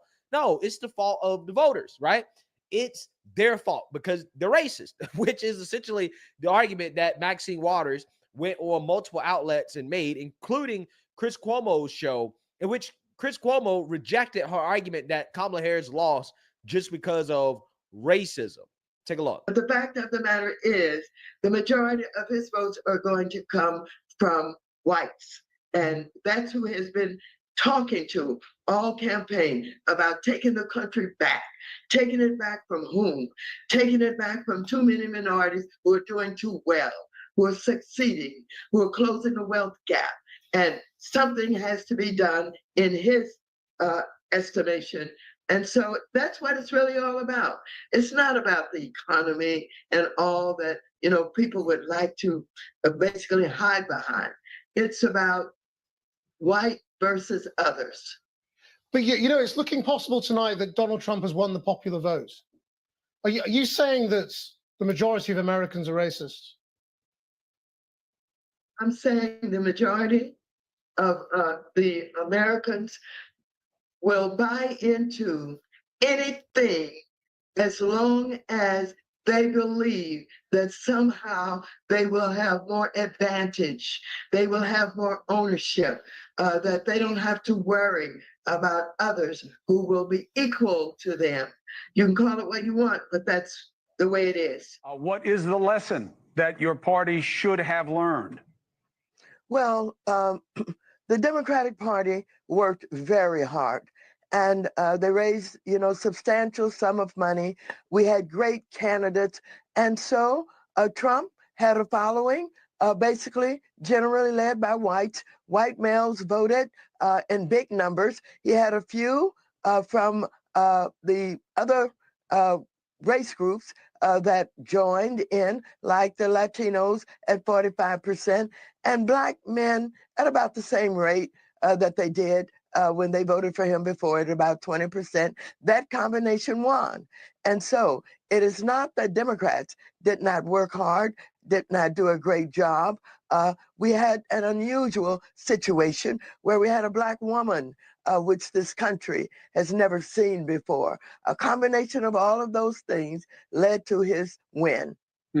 I will not push back on the idea that race and sex matter in American politics. I think they do. I don't know that it was the controlling variable, and you don't suggest otherwise. To me, it seemed to be that the Democrats thought Trump stinks is enough. And Senator Bernie Sanders said something that reminded me of you, which is why I wanted you on the show tonight, Maxine, which is Democratic Party used to be, we are all about doing for working people. That's what we do. That's what Mario Cuomo's party, that's what Maxine Waters' party was. You are now seen as not that, even by Bernie Sanders. Quickly before I let you go, and I appreciate you, you can't tell me what hasn't happened yet, but will you work with Donald Trump and his party, or are you going to work on ways to investigate him? Well, Donald Trump is whom he is. He is a liar. He is someone who has abandoned his own party. This is a man who is in line with Putin and Kim Jong-un in North Korea. He doesn't give a damn about patriotism. So are you asking me, can I work with him? What can I do to, I guess, not investigate him? He'll only get investigated when he does bad things. He has been investigated. He has been charged, not because someone was out to get him. It is because he performed ungodly things.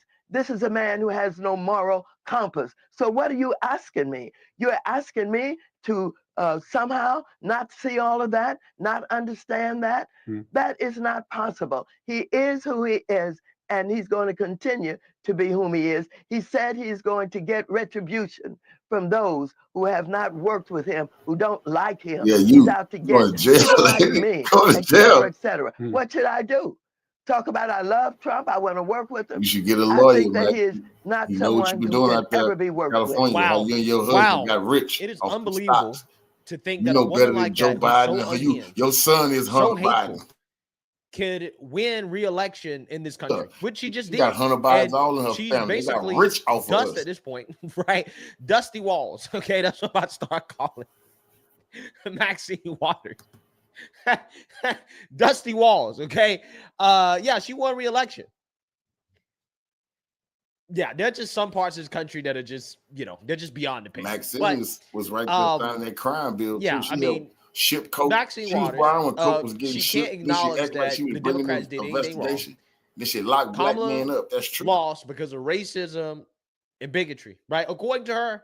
Okay, according to her. And I think that Chris Cuomo tried to be reasonable with Maxine Waters. But, Maxine Waters is just not a reasonable person, okay? Democrats are basically refusing to actually self-reflect and to ask themselves, honestly, where did we go wrong, okay? This is what they're refusing to do. And you have some people who are on the left, and I would consider Chris Cuomo to actually be on the left, to be honest with you. I don't think that Chris Cuomo is really a moderate. I think that he's center left. But people like him have woken up and realized that the Democrat Party, they are out of control when it comes to the race hustle, when it comes to boohoo, whine, and crime, bigotry about everything. And they're realizing that, hey, this party can't really be saved as long as these people are refusing to self-reflect. And he's not the only person that I would define as center left, okay, or on the left, that is realizing this, right? Like, for example, Anna Kasparian. She came out and she also criticized the Democrats and the media for boohoo, whine, and crime racism as the main reason why Kamala Harris lost to Trump. Take a look. Look, later on that episode of The View, Hostin and Alyssa Farah Griffin got into an argument over Hostin blaming white women specifically for voting against their own interests. So let's take a look at that. Why do you think that uneducated white women voted against their reproductive health freedoms? And why do you think Latino men voted in favor of someone that's going to deport, says he's going to deport the majority of his community? White women like being called uneducated white women. I think the economy matters, national security matters. But when you put people in these boxes, I think that's a takeaway from this race. We have to look at the demographics. Also, I think it's worth noting that, there are some red states that attempted to ban abortion or severely restrict abortion, but the people in those states voted in favor of ballot initiatives to legalize abortion, to reverse the negative impact of the reversal of Roe v. Wade. So saying that people are voting against their best interests kind of doesn't make sense when it comes to the reproductive rights issue, because what was Kamala Harris supposed to do? She was going, like, let's say she got elected. She would have come into office with a Senate controlled by Republicans. And I don't know, has it already been determined? Have Democrats lost the House? Yeah, almost certainly. Okay, so basically a Republican controlled Congress. How the hell was she supposed to pass or codify reproductive rights on a national level? It wasn't gonna happen. And it wouldn't have happened if Democrats had control of the House or even a slim majority in the Senate. It just wasn't going to happen. She's not going to steamroll the Senate filibuster, which requires 60 votes in order to pass legislation. It wasn't going to happen. So, like, I think what Alyssa Farah Griffin said there, and I never thought I would say this, but she's right. She's right. And I also think there's an issue with the way, like, liberals feel free to just demonize white people in general, right? Like, it turns people off. And if they're constantly told over and over again that they're the enemy, they're everything that's wrong with this country, every bad thing that's happened here is because of, the white European settlers and the white people who are here. Like, if one party is telling them they're the bad guys and they're not wanted and they're the root of every problem in the country, do you think that part of the electorate's gonna vote for you? Yeah, there's so many different problems in all those statements. So number one, you're misunderstanding why she lost. If you're thinking that she lost, not to say there's no racism or sexism against her, that's absurd. Of course, there's some, right? But if you think that's the main reason that she lost, you've misdiagnosed the problem. The main reason she lost is because Democrats don't deliver and they run establishment campaigns and not populist campaigns. And this is so stark because there's only two people in the country among the politicians that have run as populists. One is a fake populist, Donald Trump. One's a real populist, that's Bernie Sanders, right? And both of Yeah, so you seen that, you heard that. Now, before I get into Anna Kasparian's take, in which she's clearly correct here, okay, she's on point. I want to talk about Jake, who is an individual that it's just so funny. He believes that he's smarter than he really is, okay? And I think one of the most obvious signs of intelligence is someone's ability to not only evaluate somebody else's intelligence, but their own intelligence, especially compared to other people's intelligence, right? I think some of the smartest people know that they're not as smart as others, right? And I think some of the dumbest people think that they're smarter than they actually are. Cenk is one of these people who I think is a relatively intelligent person, but he's less intelligent than he actually is, because he doesn't have the ability to realize that he's not really as intelligent as he thinks that he is, right? I hope that actually makes sense, okay? It takes like this are exactly what I'm talking about, because Cenk correctly states that, yeah, the race issue, right, is not the main reason why Kamala Harris lost, right? He's correct in that. But he's wrong with his follow-up statement by saying that, well, the Democrats lost because they're not populist enough. And what the left means by populist, they mean left-wing populism, right? They don't mean cultural populism, which I think is a winning formula. They mean economic populism. Basically, what they're saying is that, well, Democrats, they weren't populist enough when it comes to economic policy, right? AKA they didn't spend more money. They didn't advocate for things like, for example, raising the minimum wage more. And all of these policies that are the reason why this country is in the position that is in right now, right? When it comes to inflation, which is the main issue with the economy. The main issue with the economy is inflation. We have inflation because the Democrats were too populist when it comes to their economic policies. Again, this is my problem with these leftists, the ones that are sane, that is, the ones that are insane.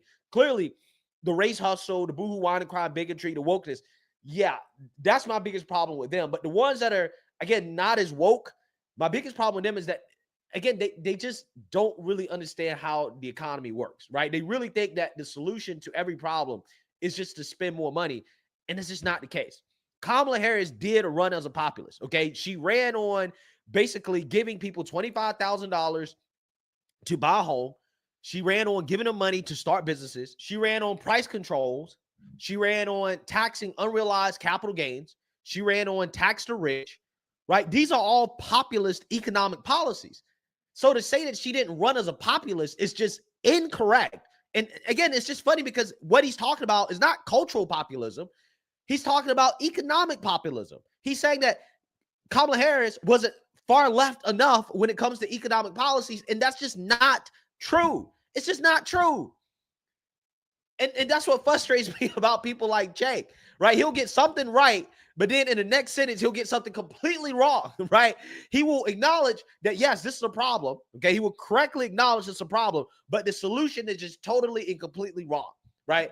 Just completely detached from reality. So that's what I'm trying to tell you guys, that a lot of these people, again, they're going to move more to the left. They're going to move more to the left because they don't realize that Democrats need to reel in the economic populism and they need to reel in the wokeism, okay? They need to reel in both. That's the problem. They're too far left on economic issues and social issues. Now, when it comes to Anna Kasparian, she's 100% right, okay? And I commend her for continuing to speak out against anti-white racism because she has realized over the years that, hey, this movement on the left to demonize white people and to blame white people for all the country's problems, especially when the left doesn't get their way, it's toxic as hell, right? And I think that she has been a victim of this, right? So this is probably part of the reason why she is starting to take the positions that she's taking, because she had to actually experience the consequences of some of the things that these leftists advocate for. So now she's understanding that, hey, this isn't really good for me as a white passing individual, right? This ain't good for me. So I think that's part of the reason why she's speaking out against it. But she's 100% right in her evaluation that Democrats miscalculated when it comes to going all in on abortion and trying to get women to vote in a federal election based off of abortion, because abortion is not a federal issue. It's not, okay? That is what happened after Roe v. Wade was overturned. And I think after Roe v. Wade was overturned, I think a lot of women were misled by Democrats in regards to the issue, okay? I think there was a lot of disinformation put out there by Democrats trying to trick women into thinking that they should vote in federal elections based off of abortion. And I think once a lot of women educated themselves after the 2022 midterms, they realized that, hey, you know what? The economy and the abortion are not the same issue. They're two different issues, and that I can vote for what's best for the economy at the federal level, okay, while also at the same time voting to keep abortion at the state level. And once they realized that, it was over, right? And I think Democrats miscalculated by coming out here and basically trying to convince women that this is a federal issue. But I think a lot of women, and probably because they were educated by their husbands, okay, because again, they thought that they were going to have a lot of Republican women pro-choice Republican women come out here and to vote for Kamala Harris behind their husband's back and all that they were going to lie to their husband. I mean, listen to the type of campaign that Kamala Harris ran, right? She ran a campaign literally on telling women, lie to your husbands, right? That's the type of campaign that she ran. But again, according to individuals like Maxine Waters, she ran a perfect campaign, right? But that wasn't going to work because, let's be real, married women, okay, especially married white women, since they love talking about white women so much, married white women, yeah, I mean, I think that they tend to vote Republican because their husbands educate them on the issues. Their husbands sit them down and they say, hey, let's take our emotions out of it. We got to vote for Trump because we're struggling, right, when it comes to the economy. You can keep your abortions because that's a state issue. If you want to vote for that, that's fine. But we got to vote for Trump. And that's exactly the way that it should be, okay? Telling women that they need to lie to their husbands, yeah, that was not a good campaign strategy. It just wasn't. Because ultimately, at the end of the day, I don't think women are as dumb as the Democrats think that they are. And they prove that they're not. That, hey, we can separate the issues, right? That the economy and abortion are not the same issue. And that at the end of the day, abortion is just a state issue. And that's it, right? I can still keep my abortions while also voting at the federal level for what's best for the economy. And that's what happened. That's what happened. So, you know, it's just funny how things kind of turned out, right? I think a lot of the strategy for the Democrats end up ultimately backfiring. A lot of the disinformation and misinformation they put out there didn't work. And instead of just acknowledging that we made mistakes, that we ran a bad campaign, no, they're saying Kamala was perfect. She didn't do anything wrong. She's not the problem. You're the problem, right? The American people are the problem. And now it's really funny because Republicans can say with confidence that we are the majority, right? We are the majority of the country. And Democrats are the minority. We won a popular vote. We are the majority. So now Democrats are saying that the majority of the country is sexist, hateful, bigoted, racist, homophobic, xenophobic, whatever, right? This is what they're saying. And they're saying that across race, gender, sexuality. If you didn't vote for Democrats, you're a bigot, right? That's essentially what's happening. And they think that's a winning strategy. If this is what they're going to double and triple down on, be my guest, okay? It's going to be an easy 4 years for me, okay?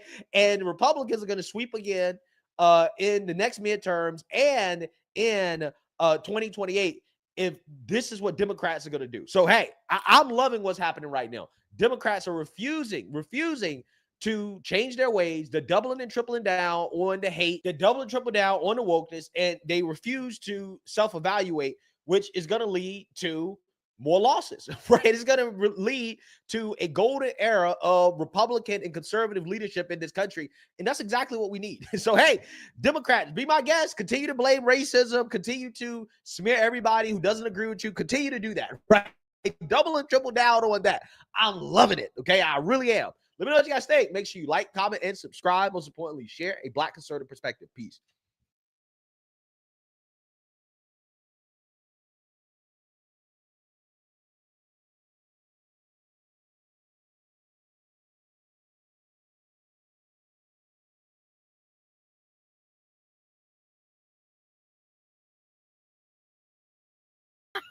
For what I bosses, baby. She don't want no puppy. She want a big dog. I do have children, and I have a cat, and I will be watching with my Xanax and my bottle of Sauvignon Blanc. That's why I'm so sick of these things. How many times you around? You won't think something never fine. You won't think something fine. I don't understand how you won't be making attention. Yeah, Kamala, guys. I ain't trying to hide Kamala, right? Come on, my name is What we doing there? Gotcha. I am tired of y'all asses. Fool me once, goddammit.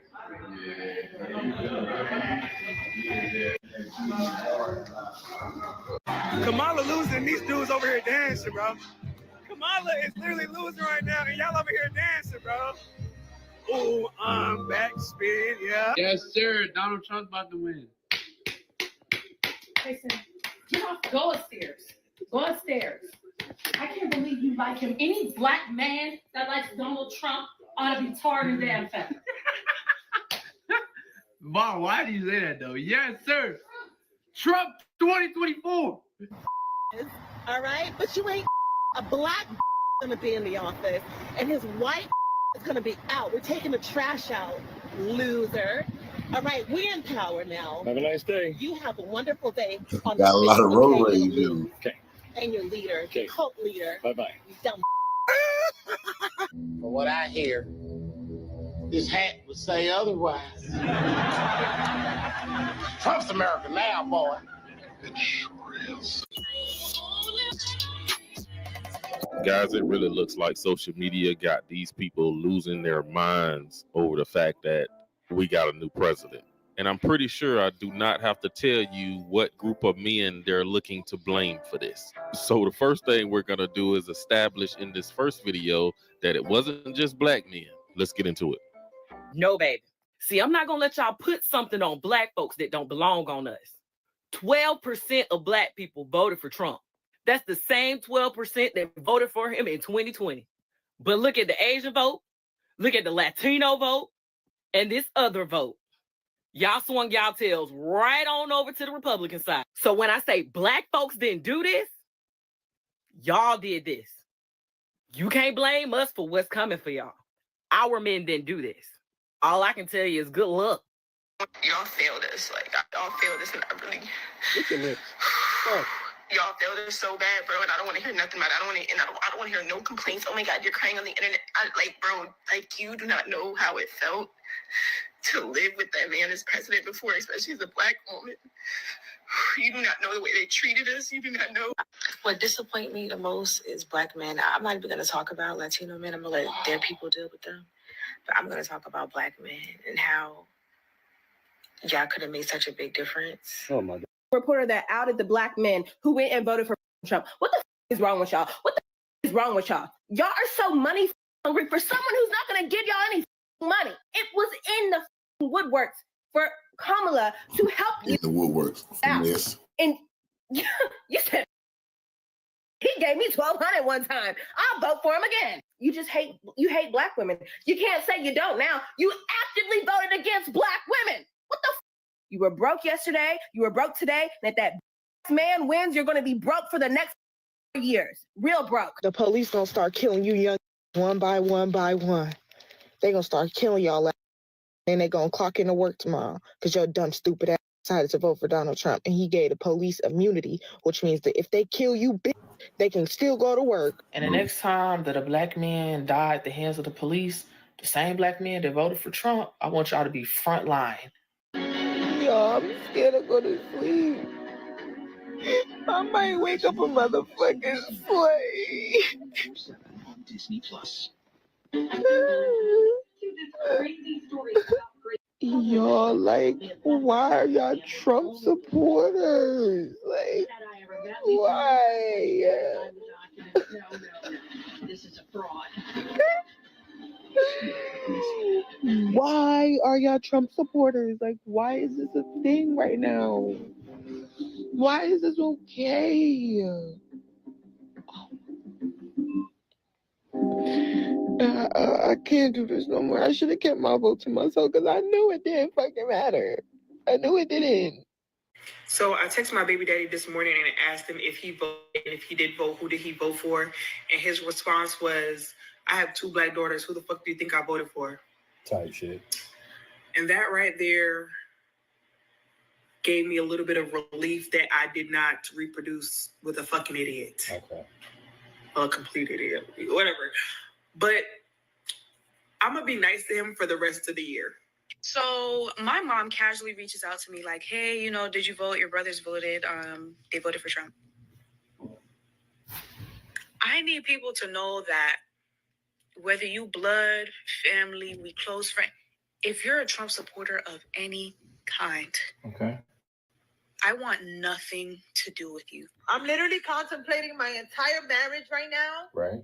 Because my wife voted. My wife voted for Donald J. The lesbian. No way. We've definitely been talking about studs and lesbians going their own way. Even the studs are sick of these women. I might get some violations and I may offend some people with what I'm going to say, and I don't give a f. To all you Latinos that voted for Trump, I hope he mass deports you and your entire family, whether you were here legally or not. You got to go. I hope he does that. To you Black men who your fragile ego couldn't take a Black woman in office, so you either voted for Trump or you didn't vote at all, the police will now have carte blanche to murder you right where you stand. And when they do that, there's not going to be no GoFundMes. Don't ask your family to ask us for shit. Just die. They can't afford to bury you. Dig a hole in their backyard. It is what it is. Wow. But don't expect sympathy. Don't expect protest in the streets. We're not doing that. Black women, we're done with. We're done. We did our due diligence for this century and the next. We've done enough. We're not doing anymore. To you white women that once again voted against your interests, when your husbands start knocking you into the middle of next week and you can't do anything about it because no fault divorce is in play, I want you to take those black eyes and those busted lips as a personal thank you from Donald J. Trump each and every time you get hit. Take it. Don't look for nobody else. Don't ask for help. Take your beatings. For all of y'all that voted for Trump, I hope you get exactly what you voted for.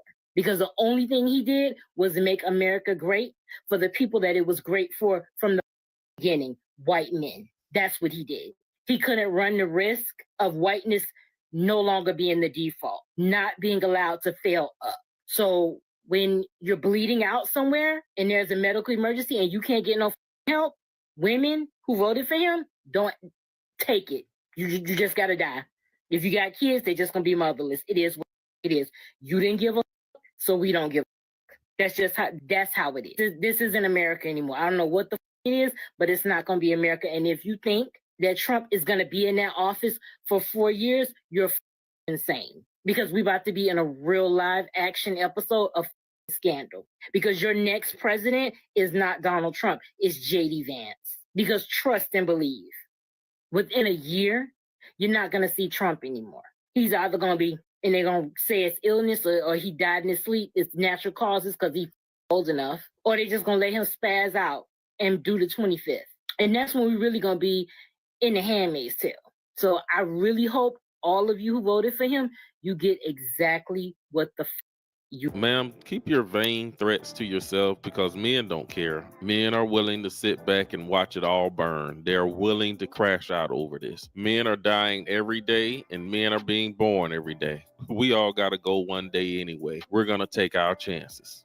Y'all, this is what they're playing at the Kamala Harris presidential rally. What? Y'all, this is a presidential rally, y'all. This a PSA to every black woman that raised that fucking money for Kamala.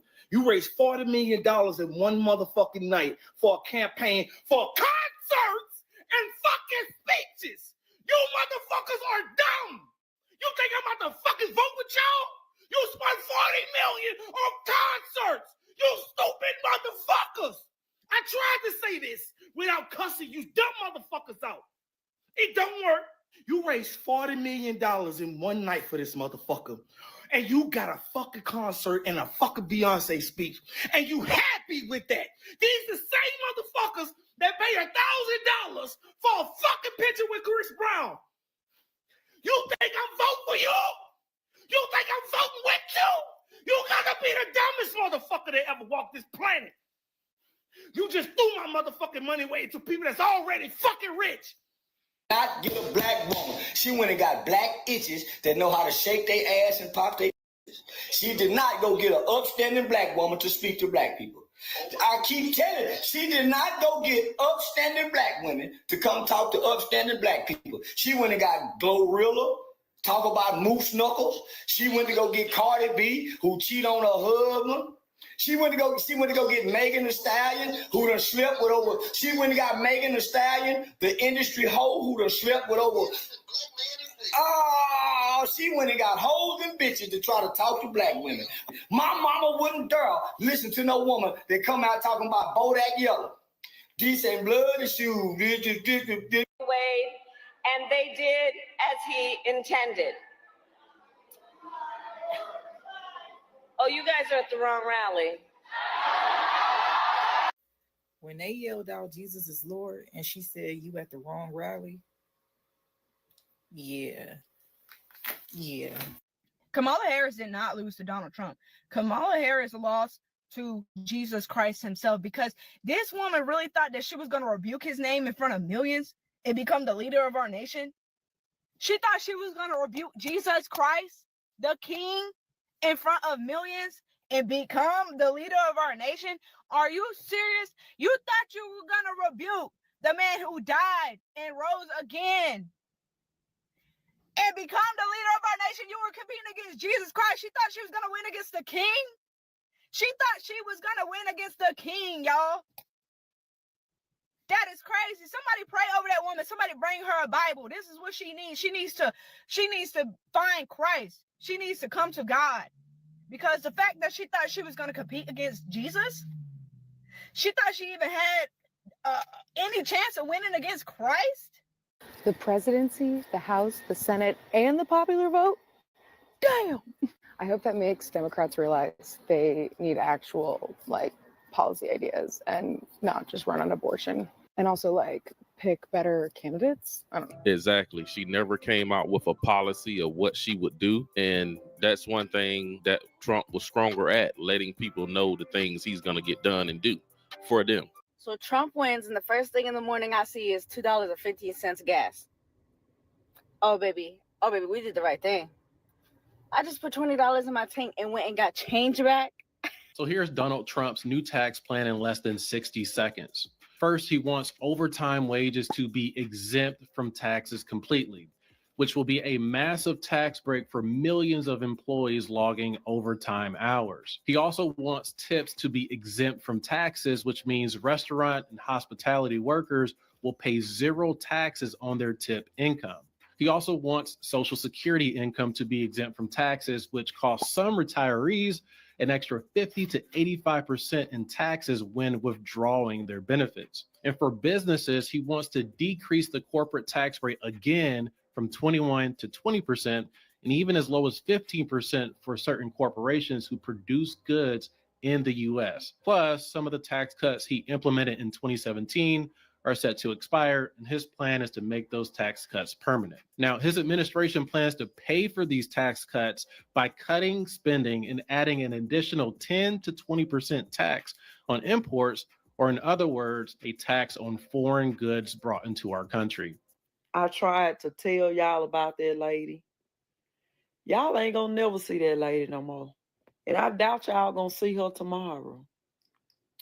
That lady was going to use y'all to get in there, but God stepped in. And y'all can sit up and say whatever y'all want about Donald Trump. Y'all can say, oh, well, he about to really change the world. Y'all, he going to put the blocks on these borders. He going to do this. He going to do that. But y'all got to also remember that Donald Trump was our president in the pandemic. That a lot of y'all that benefited from a lot of things that Donald Trump did. For example, some of y'all black people got $800-900 in unemployment. Y'all know y'all ain't never worked that much. A lot of y'all got pandemic money. Y'all got that PPP loans. Y'all remember all that? Y'all don't remember all that, do you? And y'all got the audacity to say that he is a racist. He may be a racist. But so if you vote based on race. That's all I got to say about it. But y'all ain't see her behind when Joe Biden was the president. Y'all ain't gonna see her now, and y'all ain't gonna never see her no more. I wonder if McDonald's is hiring. Should I text Trump and be like, hi, how are you? Why don't people like me? I got a lot of free time now. I don't even know if I want to be president. Should I run again? Taylor Swift, Beyonce. And where are you guys now? Okay, because I'm in a basement drinking wine alone. Ella's gonna stop talking to me. I think I'll just become like an influencer. Like, what do you do after you lose the presidency? I don't know how they are blaming men. Women voted for Trump too. And also these same men voted for Hillary in 2016. They should have pushed Michelle Obama out there. But we all know the Obamas are only about their money and power now. But that's who they needed because Kamala was just a bad candidate. She didn't relate to the people. She had a bad record of locking up these particular bid in California. And people just didn't know Harris enough. She didn't talk that well. When she did talk, it did not come off like she was keeping it real. It seemed like something was off or phony about her from the jump. She never told people any type of policy. She didn't tell people nothing she would make better for their life. Like, come on. I don't know who wouldn't like a better booming economy, lower gas prices, and the possibility of shutting down a lot of these wars. They're saying that this may bring an end to the war in Ukraine. These people just need to chill and just see what happens. Yeah, 4 years of peace and, a booming economy is apparently so frightening to these people that they are making fools of themselves on social media. But you guys be sure to drop a comment down below.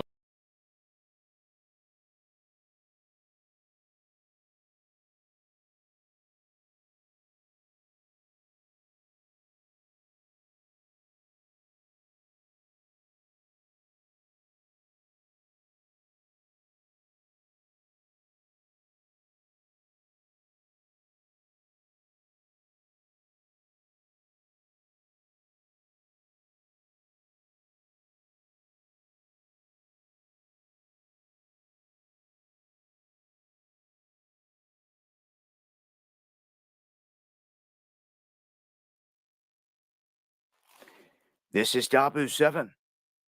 We have Donald Trump saying that on day one of his administration, that they're going to go after these illegals that are here in this country and get them out as soon as possible, and that he does not care about a price or a cost, that this has to be done. And if you ask me, I feel that the ones that let them in should be held accountable in a court of law.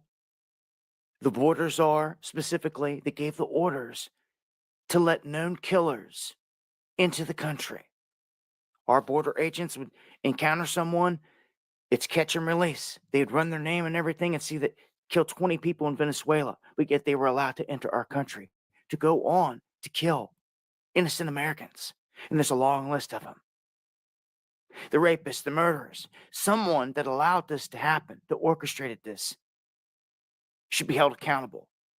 Okay? And it's obvious at this point that this regime did not bring these millions beyond millions of people in here just for some election, because that isn't the case.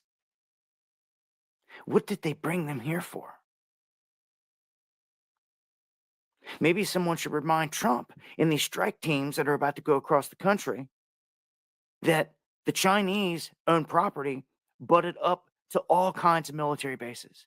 And I'd say a ton of those illegals that are in here that are Chinese that slipped in are there. But I have a funny feeling everybody already knows that. This is a big setup, y'all. Better wake up. The damage to me, the Trojan horse damage has already been done. They're here. And as soon as this begins, they're not going to go easily. They're going to shoot back. There's going to be shootouts. There's going to be big fights. This may escalate into something huge. Knowing how things go on this world stage, it probably will.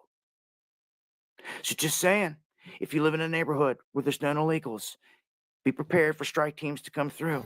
They say they're not going after everyday Americans. Revolutionary salute to our brother Vincent Brown Scott for the donation to the war chest. Revolution is where life. Absolutely appreciate the love, family. Salute. Obviously, and the stuff about concentration camps and sweeping neighborhoods is false and ridiculous and not going to happen. But they know where large pockets of these individuals are, and say you live in an apartment building where some are staying. Expect some action. It's about to go down. Granted, you got a couple months here still on the Biden regime's watch before Trump even gets in. So you know what that could mean? A huge influx between now and then of everyone storming the border trying to get in. Yep, up all the way up till Inauguration Day. And again, this goes back to the treason that has been committed by letting murderers and rapists in in knowing it. Well, that is the latest. A heads up. Join me on the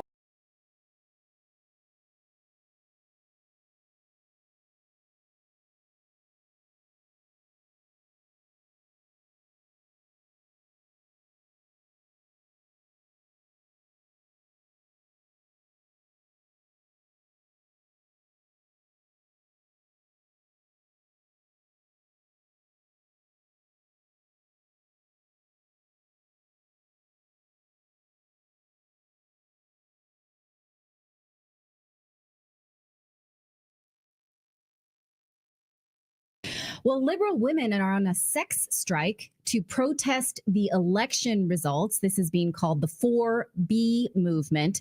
And conservatives are saying, this is not the flex that you think it is, girls. It's funny in kind of a mean sort of way because it's so ridiculous. But it's not funny because the Democrats are making their own people absolutely miserable with their fear mongering and bearing no responsibility for it. So here's how liberal women are rallying to this cause. This is a Reddit post like, ladies, get off the dating apps. No more sex, no more pregnancies. The vow of celibacy starts now.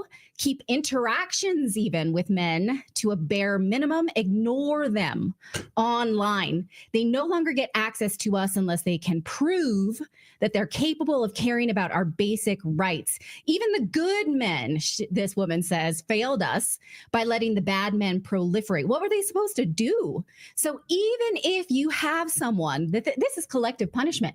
They're saying, even if your man voted with us, he has to suffer too, they're saying. So if your husband voted for Harris, he still doesn't get any sex because they're so miserable, they have to be punished. Now, I have said many times I was really upset about the 2016 election, so I get feeling this way.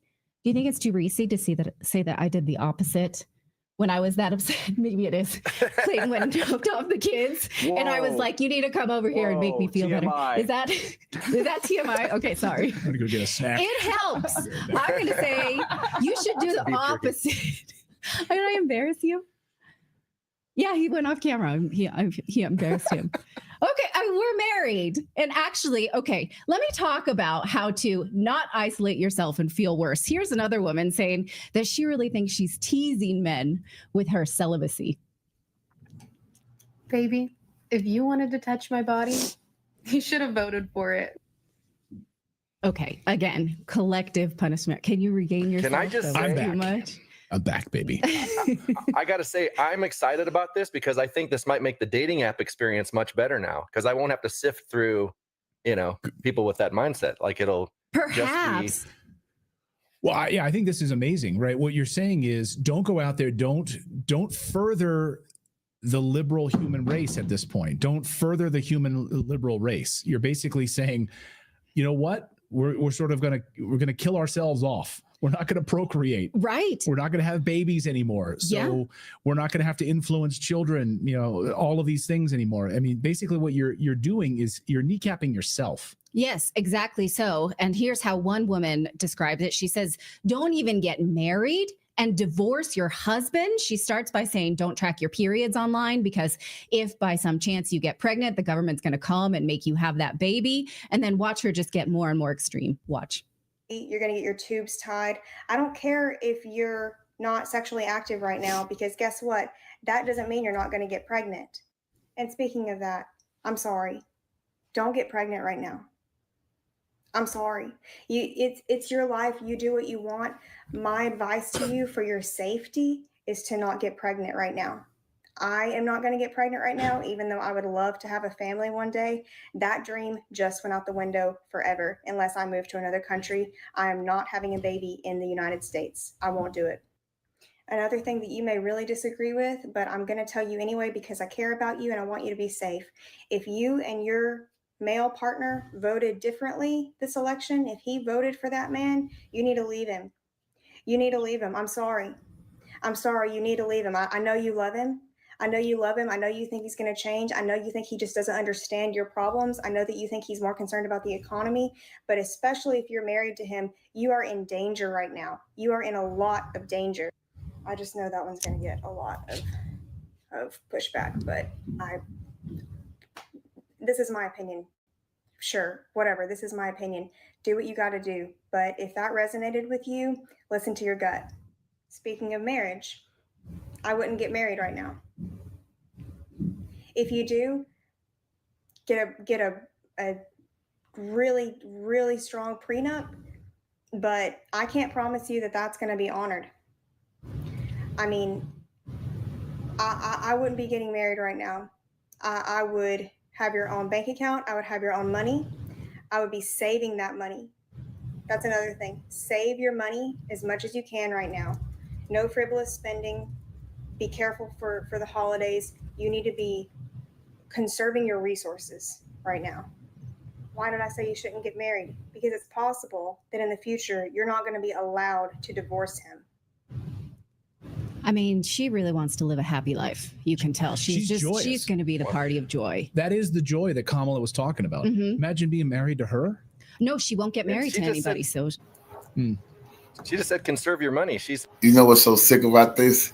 This was their plan. They said they're giving you the hint. They don't want no kids. That's why they're trying to kill all the kids. They don't want the family. They don't want nobody married. They don't want nobody reproducing. They don't want nobody having no sex. This is their policies. Now they're trying to act like, oh, because we lost, you're not getting none of what we didn't want to give you and have you doing anyway. She sounds like a conservative. Like, what's the problem? Conserve your money. Right, No, you yeah. know what it sounded like to me when she said that is like basically hide your money. Hide your money from your spouse, hide your money from your partner. Like, Yeah. there's a lot of this like duplicity that we've heard over the past few weeks. Like, hide your vote from your partner, hide your money from your partner, like save up and stockpile stuff because you're going to be a single mom. You're going to be a single, a single woman out there, and be a miserable single lady. Well, I do want to talk about the consequences of that in a second. But first, look at this one conservative. Most of them are having a field day with this because, duh, you campaign so strongly on abortions, but then if you are celibate, you won't need those abortions. So that makes no sense. I warn you, this one's a little offensive, but we're doing sex talk, so we're going to listen. I think it's so ironic how liberal women and women who voted for Kamala are saying that for the next 4 years, they're not going to sleep with another man. I find it so ironic because at least then you won't need an abortion. It took you Donald Trump to get in office for you to stop being a whore. See, things are already starting to change for the better. Damn! Emotional, damn it. Okay. So, yeah. Now, here's another woman saying she's coincidentally single. Shocker. So she's not going to date or have any sex at all for the entirety of the next 4 years of the Trump administration. I'm going to be honest. I was very blindsided by the results this morning. I've decided that cigarettes don't count today, and I honestly might go get a tattoo. But I also have decided that for the next 4 years, I am going to abstain from schmex with men. And funny enough, I actually just broke up with my boyfriend a handful of days before the election, and it had nothing to do with the anticipation of Donald Trump winning this election.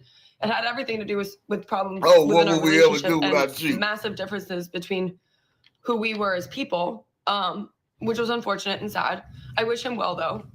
But yeah, as a woman, my bodily autonomy matters, and this is my way to exercise sovereignty over that.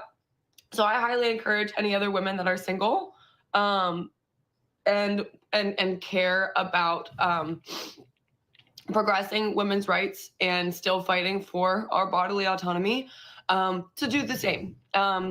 Delete your dating apps, because we can come together in community, and if you need somebody to cuddle or hold your hand or give you a kiss, you damn I bet weirdo. you one of your Now you girlfriends would know do what I'm it. saying Okay, now. and you don't even have to really be gay. Okay, can't get it's nobody in okay real to have a life. lot of love Tell on for herself. the next 4 years.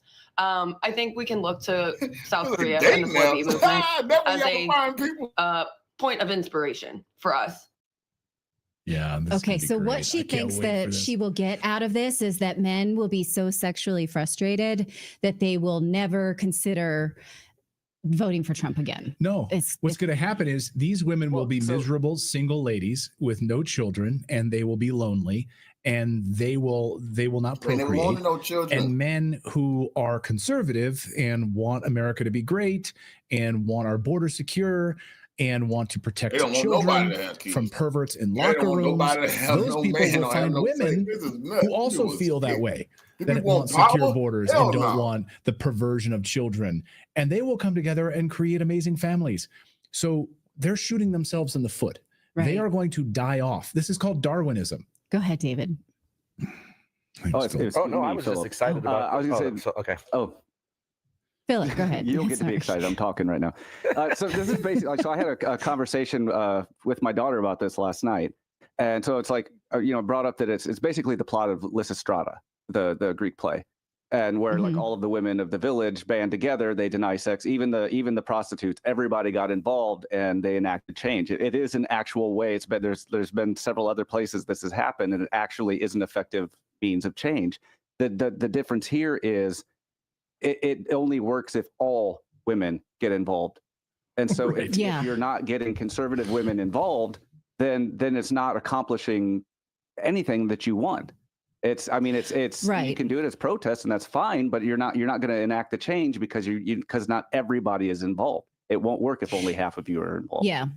And I think that conservatives actually, we do want diversity of opinion. I want to talk about this in a minute, because one of the things, well, a couple things, there are more women than men in this country. So it's hard enough for women to find men in the first place. So if only some women are self-selecting out, it doesn't hurt men because they already have the privilege of choice. Now, when she said, I'm going to get a tattoo, like I'm really going to show them and mutilate my body, that's part of another part of this. Women are shaving their heads or getting tattoos, like you sure showed them, Trump voters. This conservative TikToker who has a Thomas Sowell poster in his house says that if this can show this is like your team uniform, then conservative men know, okay, I'll just avoid those ones that look like that. Watch. But beyond that, your ideology will no longer be able to be carried forward to future generations at the same rate that it would if you had children. So like, do your thing. And also I'm also seeing that women are also shaving their head that are also participating in this, which is even better, because if you're a single guy and you see a woman walking around with a shaved head, you might as well breeze past her because there's no point. I love that. Yeah, that's a signal. Oh, she has some sort of special tattoo, or she shaved her head in protest. Like, just men run past that. Okay, run right past it. You never know why someone has a videos. Okay, I'm actually going to start making TikTok videos encouraging this. Okay, but no, you never know why someone has a shaved head. They could be sick. For instance, this TikToker has lupus, I believe, but she is spot on about how all the ways that liberal women are upset about reproductive rights are based on ignorance and media spun lies. You would think that she's a liberal by the way she looks, but she's not. Watch her speak this total common sense. First, he's not planning to do a national abortion ban. He gave that right back to the states. It is a states issue. He has no plan to codify anything against abortion. That is now up to the state. So not something he is after at all. Second, reproductive rights. He supports reproduction. He supports IVF. It is actually part of his campaign that he wants insurance to cover IVF 100%. He is fighting for anything to help women have children. So, but don't tell anyone that, because people want to say that he's, the massive abortion ban. Trump supported the exact same thing that Ruth Bader Ginsburg supported. They were literally, if you looked up Trump's plan on sending, because Ruth Bader Ginsburg also thought Roe v. Wade was a terrible law. A lot, yeah. And that it should be sent back to the states. That was the position of Ruth Bader Ginsburg, the idol of the left. They loved Ruth Bader Ginsburg in the Supreme Court, right? It's the exact same. Trump, Ruth Bader Ginsburg on abortion, the exact same. Yeah. But you don't want to tell them that because, that'll undercut your narrative. They can't hear that. Right. And I don't want to give in to the temptation of mocking these women. I actually know quite a few men who got in big fights with their wives because their wives have Trump derangement syndrome and then took it out on their husbands this week.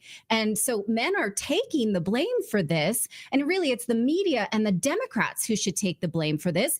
They set these women up for this pain. They scare the hell out of them. Their entire campaign only got worse under Kamala Harris when she stole it from Joe Biden. Like this ad that sets up men as the enemy of women that was narrated by Julia Roberts. Watch. Your turn, honey.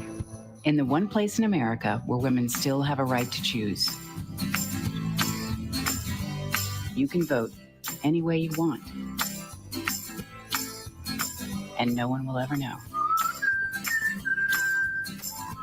Did you make the right choice? Sure did, honey. Remember, what happens in the booth stays in the booth. Vote Harris Walls. Vote Common Good is responsible for the contents of this ad.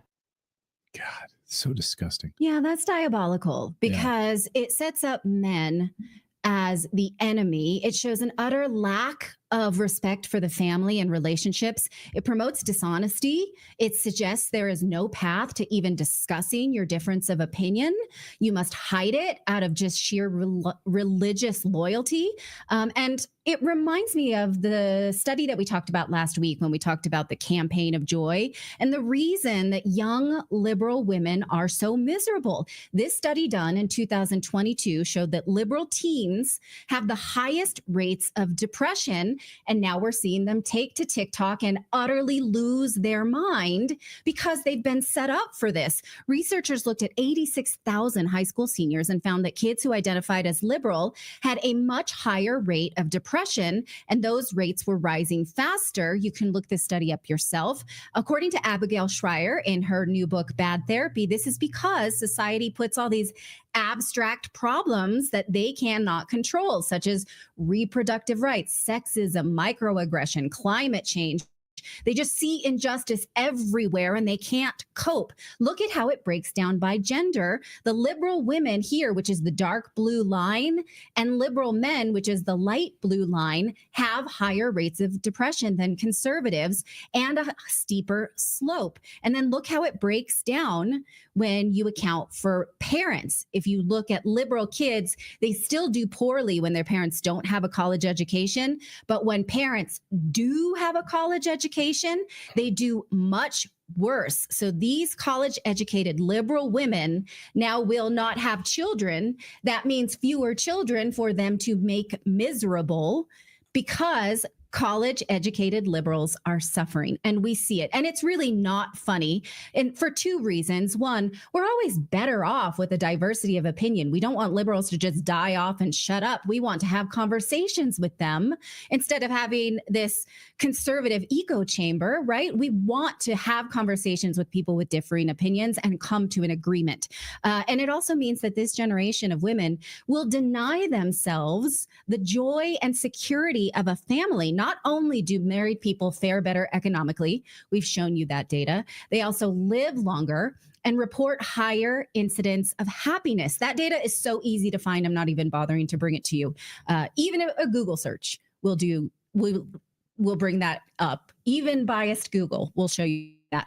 So if Democrats really cared about these ladies, they would not let them suffer like this. They would be honest about the Republicans' true stance on reproductive rights. They would stop telling them men are the enemy. They would stop being so damn divisive in every subset of people, race, gender, sexuality. Donald Trump had what liberals only dream of, which is a victory of true diverse voters. He brought together voters of every race, gender, and sexuality. Democrats say they love diversity, but they're pissed that the Trump campaign was able to achieve it. So it's amazing, right, that this party of diversity is dividing so much and then creating these single, miserable, sexless, childless women. So that cat lady bit doesn't look so good now, does it? We want to tell you about our friends over at Ground News. This is a great website to go to for your news because not only does it give you the news that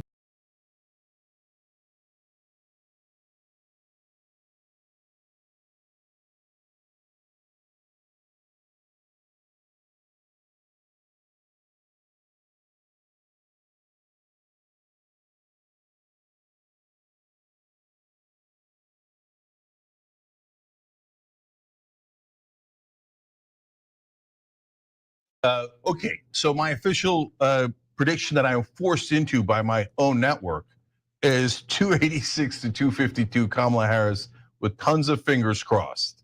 And the number one reason why I'm crossing those fingers is because 4 years with Donald Trump will be utter chaos, anarchy, pilfering, oligarchy amplified on steroids, putting his donors completely in charge of the government. Nostradamus of presidential elections. Historian Alan Lichtman from American University predicted 9 of the last 10 elections correctly. And he has a prediction who will win the Oval Office in 2024. Joining me now on the morning show, Alan Lichtman. It is a pleasure. Appreciate you. Thank you so much. And I would say 10 out of 10. I think I got 2,000 right, as I proved in my report to the U.S. Commission on Civil Rights. Gore should have won that election, but for the tossing out of black votes. Who do you think is going to occupy the White House? According to the keys to the White House, the incumbent Democrats, Harris, the nominee, are down 4 keys. It takes 6 or more false keys to count them out and predict that Donald Trump will return to the White House. That's why my prediction system, with a 40-plus year track record, predicts that Kamala Harris will be a new path-breaking president, the first woman president, and the first president of mixed African and Asian descent. Kind of foreshadowing where America's going. We're rapidly becoming a majority-minority country. Old white guys like me are on the decline. Boy, oh boy, oh boy, oh boy, oh boy. I got to tell you guys, one thing that we have not talked about yet when it comes to the aftermath of this election in which Trump destroyed Kamala Harris, something that I predicted would happen, right? I was telling you guys basically for months now that, hey, Trump's going to win, right? He's going to win in a landslide, okay? And lo and behold, he did. I told you that Trump had a good chance of winning a popular vote. I think that Trump's going to win a popular vote. I got a whole lot of things right. Okay. And I am not a so-called political scientist. I'm not a journalist. I'm just some dude on the internet who just likes politics, right? I just study politics. I immerse myself in it every single day. I put my heart and soul into it. Okay. I just work hard. Right. And hey, I feel like I did a pretty damn good job of getting this right. Okay. Despite the propaganda from the polls, I told you guys it was all propaganda, right? But you know, there's some people on the left who have been doing this much longer than I have.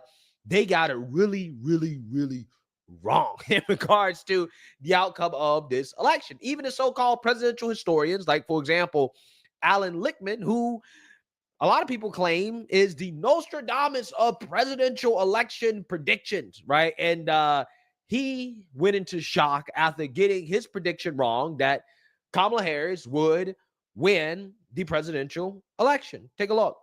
I can't believe it.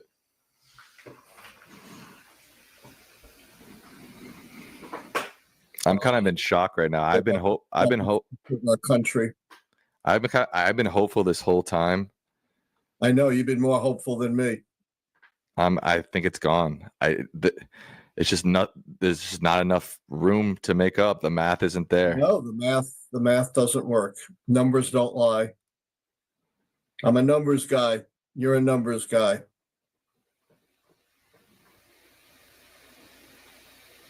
What point should we pack it in? Whenever you want. Well, I'll go to 1 anyway. That'll be what, 5 hours? Yeah. Hours. That's pretty good for an old man, huh? I just can't I'm believe not worried for myself, but you know, all of these young people. I just can't believe it. It is hard to believe. I just can't believe after this guy has essentially attempted to take down our democracy already, that people want to give him another chance. Yeah. Oh, the democracy's gone. Yeah. So that guy claimed that he doesn't let his political bias get in the way of his magical predictions, right? Which again, apparently are not so magical. And he definitely let his political bias get in the way for sure, in my opinion, because his so-called keys are very subjective, right? And again, it's not an objective analysis. And that's why I kind of knew, I was like, this dude's probably going to be wrong. That's why I had no problems going against him, because I was like, yeah, his keys aren't objective, right? I mean, they're subjective. It's based off his opinion. Clearly he's biased. And a lot of these guys have lost credibility. Okay. So much so that apparently their audiences are abandoning them, right? They are leaving in mass. There's a mass exodus from these left-wing propagandists because they were wrong. And leftists don't realize that that's the reason why they're losing people. It's not just because people are disappointed. It's because a lot of these people have lost credibility, right? And David Pakman, who is a leftist, is speaking out about this. He's freaking out, actually. He's saying, as we speak, progressives are tuning out due to understandable despondency over last night's results. I won't speak about others, but I've lost 10,000 YouTube subscribers overnight. When the right loses, they fund operations like Turning Point, invest in media, etc. If we abandon now, we see total control to absolute lunatics. Not a good idea. So David Pakman took to his YouTube channel to talk more about the mass exodus from his channel, right? And other channels as well, too. And I want to react to this because these people still do not understand what's actually happening in this country. And it's so funny because they think they're so smart, but they're actually really not. So let's get into it. Tell you something that is terrifying me. I always try to come here and put a positive face on everything, but there is something going on that is terrifying me. When I woke up this morning, we had lost 5,000 YouTube subscribers compared to where we were last night. So I started texting, and I texted Brian Tyler Cohen, and I texted Tyler Cohen and Brian Cohen and Brian Tyler, all of them. I texted all of them. I texted Jesse Dollemore. I texted Luke Beasley and Farron Cousins and Sam Cedar. And every single one of our channels since last night is hemorrhaging subscribers. Yeah, because y'all. It is not just YouTube subscribers. We are seeing record cancellations of paid memberships. Record cancellations. Why should they pay for your lives? These are the people that keep the show running. Now, for a moment, I thought, if it's just YouTube, maybe YouTube is purging people who are inactive subscribers. And once a year, usually YouTube does this and you see a little decline and then numbers go back up. They're not doing it. They're not doing it. And if that were the case, we wouldn't be seeing paid membership cancellations on the website. So now I understand what is going on. It's terrifying, but it is happening. A lot of people are checking out. I heard anecdotally from a couple dozen people who said, you know, David, I just can't do it anymore. I just can't do it. I'm checking out. I'm out. And the reason that this is terrifying, not only because it puts everybody in left-wing media's livelihoods at stake and at risk, it terrifies me because our instinct is the opposite of what the right does. And we will get crushed if this is the way we respond to a defeat.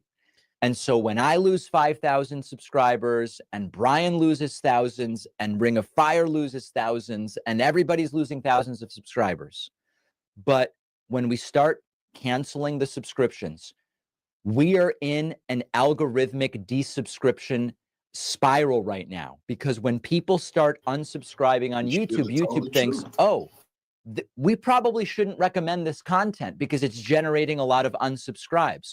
So then the content doesn't get recommended. And then the message doesn't get out. Yeah. So you guys get the gist of what's going on here, right? I want to make sure I play enough of it so you guys can see the panic, right? Because what it really comes down to is money, right? He's upset. Again, the communist, the socialist. Maybe I shouldn't call David Pakman a socialist or a communist. I don't know. But he's very far left, okay? The person that, claims to be, against the rich is worried about losing money, right?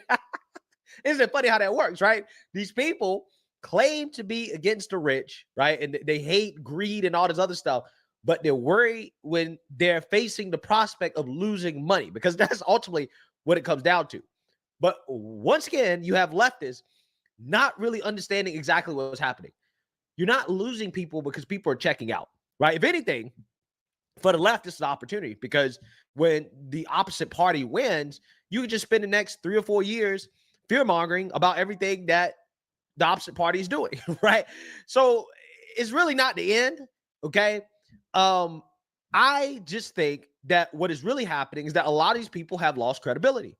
A lot of people are unsubscribing because they've been misled by these individuals who lied to their audience. Okay. Either they lied or, again, these individuals were just wrong in the analysis of the election, and they gave their audience hopium that Kamala Harris was going to win, making them think that Kamala Harris was doing better than she actually was. They spent the whole election season, really the last 4 years, really being Trump deranged, misleading the audience to think that Trump is a crazy person and that he's losing it, which is a vast majority of David Packman's videos, right? It's nothing but Trump derangement, okay? And a lot of people start thinking in their heads, well, how in the world can anybody vote for this guy, right? How can anybody vote for this?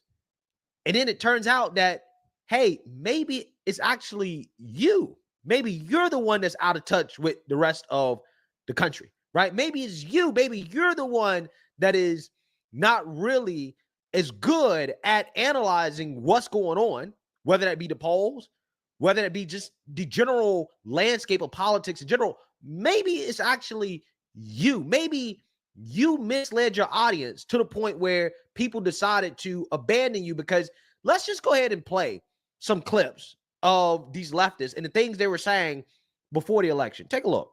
And I'm going to go look up what the actual result was from the Iowa sales poll, and it's going to be like Trump +9. Like somebody's, the first tweet I saw, it said Kamala +3. I'm like, nope, that can't be right. I gotta fact check that. This is just a rando Twitter account. It can't possibly be right. It is right. 3 seconds later, they started talking about it on CNN. This was a scam. Wow. Nobody could have seen this strong of a result for Kamala coming out of Iowa. And again, that is for the other states, they got to be in panic mode right now, bro. Because a poll like this means it now, without a doubt, a very comfortable victory for Kamala is on the table. The major pollsters, who are supposedly the most reputable, herding, which means basically punting and calling it 50-50, right? Or 1 point up here, 1 point down here. They don't mention that. And they also don't mention there is an entire cottage industry of Republican pollsters whose sole job is to pretend like Republicans are up way more than they are, right? Now, to be fair, people say, well, those pollsters were the most correct in 2020. But what they don't tell you is they were the most incorrect in 2022, which is more recent, when everybody and their grandma said there was going to be a massive red wave, a historic red wave. All those pollsters said, the biggest red wave you've ever seen. And it wasn't. It was barely a red trickle. Democrats massively overperformed. Okay, so if you have one cottage industry of like 10 different pollsters that are right-wing hack pollsters who are lying, and then the reputable pollsters are just punting and calling it 50-50, it's giving you a misleading picture of a super close race, or if anything, Trump is slightly up. When all of the real data we have, if anything, is showing the opposite. Namely, there's one super thorough poll from Yuga. They are not herding. They did 48,000 likely voters, and they found Kamala +4. They had the Seltzer real data, poll y'all. had Kamala +3 in Iowa, a state she should be losing by 10 points.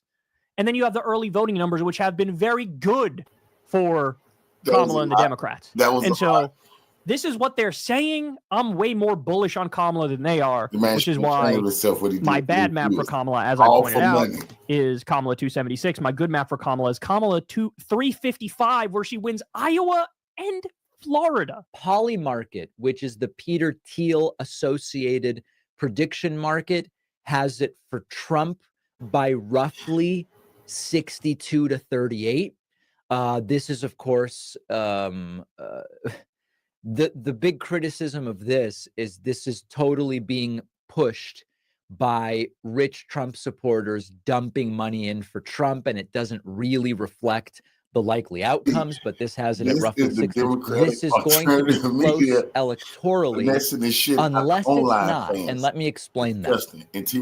One of the growing narratives about all of the polling is that there is herding going on. Herding being the idea that you have a bunch of polls clustered around a coin flip, and then that you come in as a pollster, you do a poll and you go, oh my goodness, it's looking like a Kamala blowout. I don't want to be the outlier here. I don't want to be really wrong. I'd rather be as wrong as everybody else. So then you get a poll that says, I think Kamala is going to crush. and you say, well, let me adjust some of the crosstabs and the methodology and the sampling and the weighting Let me make it up. so that my poll ends up looking just like all the others. And then the next poll comes in and does the same thing. So there is a possibility, if that theory is convincing to you, there is a possibility that this is not close. If it's not close, it's tough to imagine Trump blowing out Kamala. And you wonder why It's easier to imagine Kamala Harris blowing out Trump. What he just Yeah. did? According to David Pakman, just a few days ago, it's hard to imagine Trump blowing out Kamala, but it's easy to imagine Kamala Harris blowing out Trump, despite the fact that all of the data, right, the actual real data that you should have been paying attention to,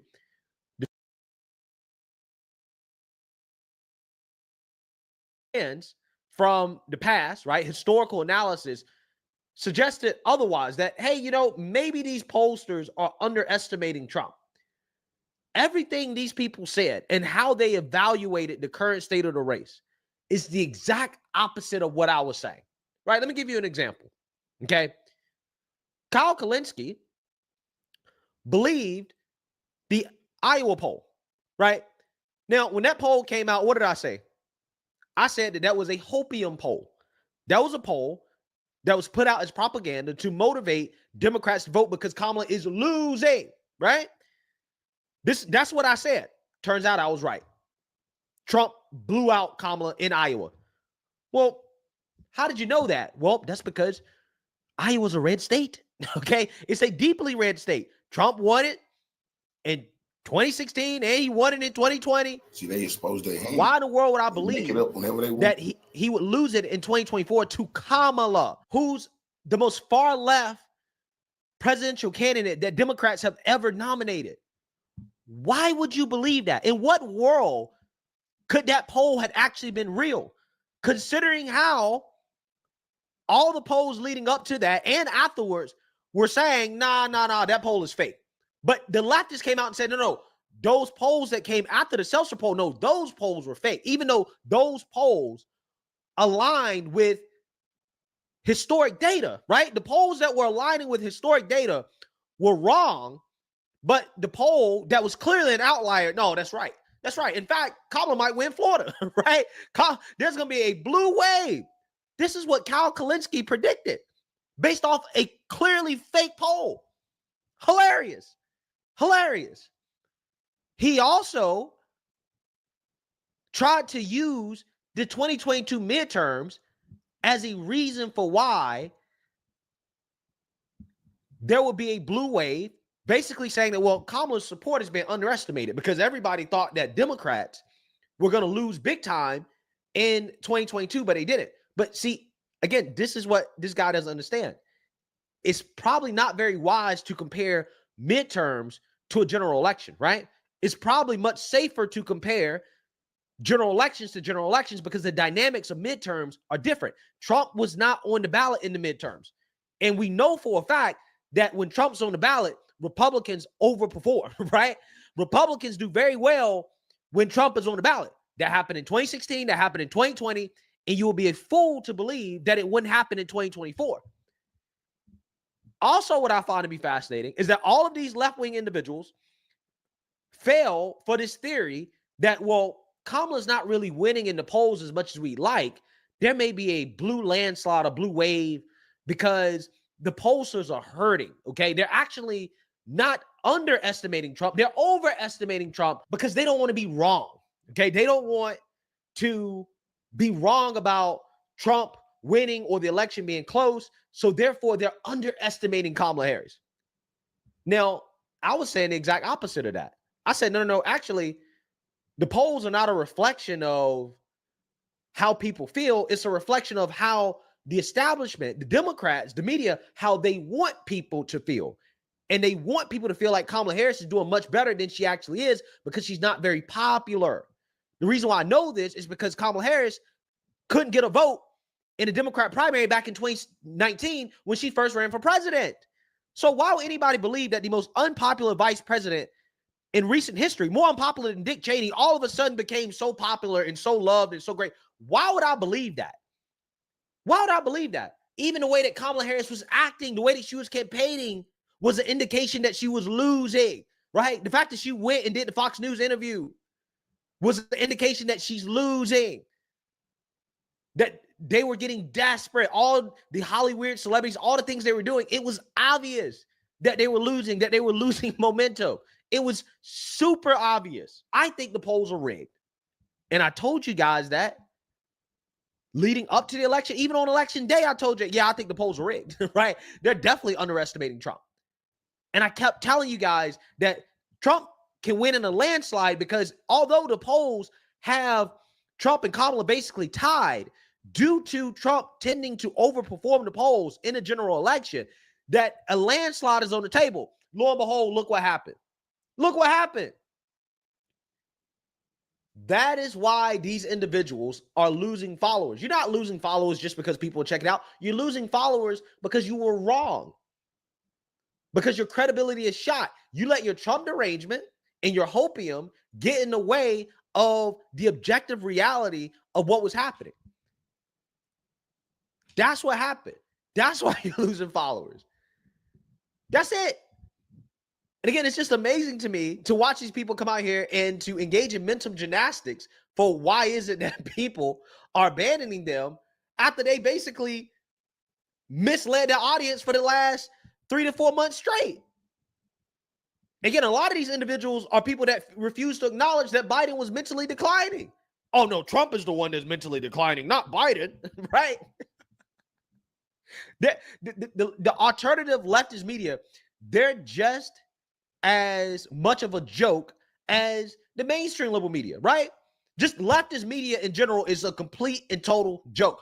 Both are very disconnected from reality, right? Both were high as hell off hopium, and now they want to act shocked and surprised that they were wrong, and their audiences are saying, yeah, we're out, right? We don't believe you guys anymore. This is probably one of the most hilarious reality checks that I've ever seen. Leftists realizing that, oh, wait, people don't like propaganda, right? People don't like being lied to. People don't like hopium. Oh, I'm not a very credible person. Yeah, that's what's happening, right? That's what's happening. People aren't just tuning out. You've lost a whole lot of credibility because you let your Trump derangement get in the way of objective reality. So let me know what you guys think. Make sure you like, comment, and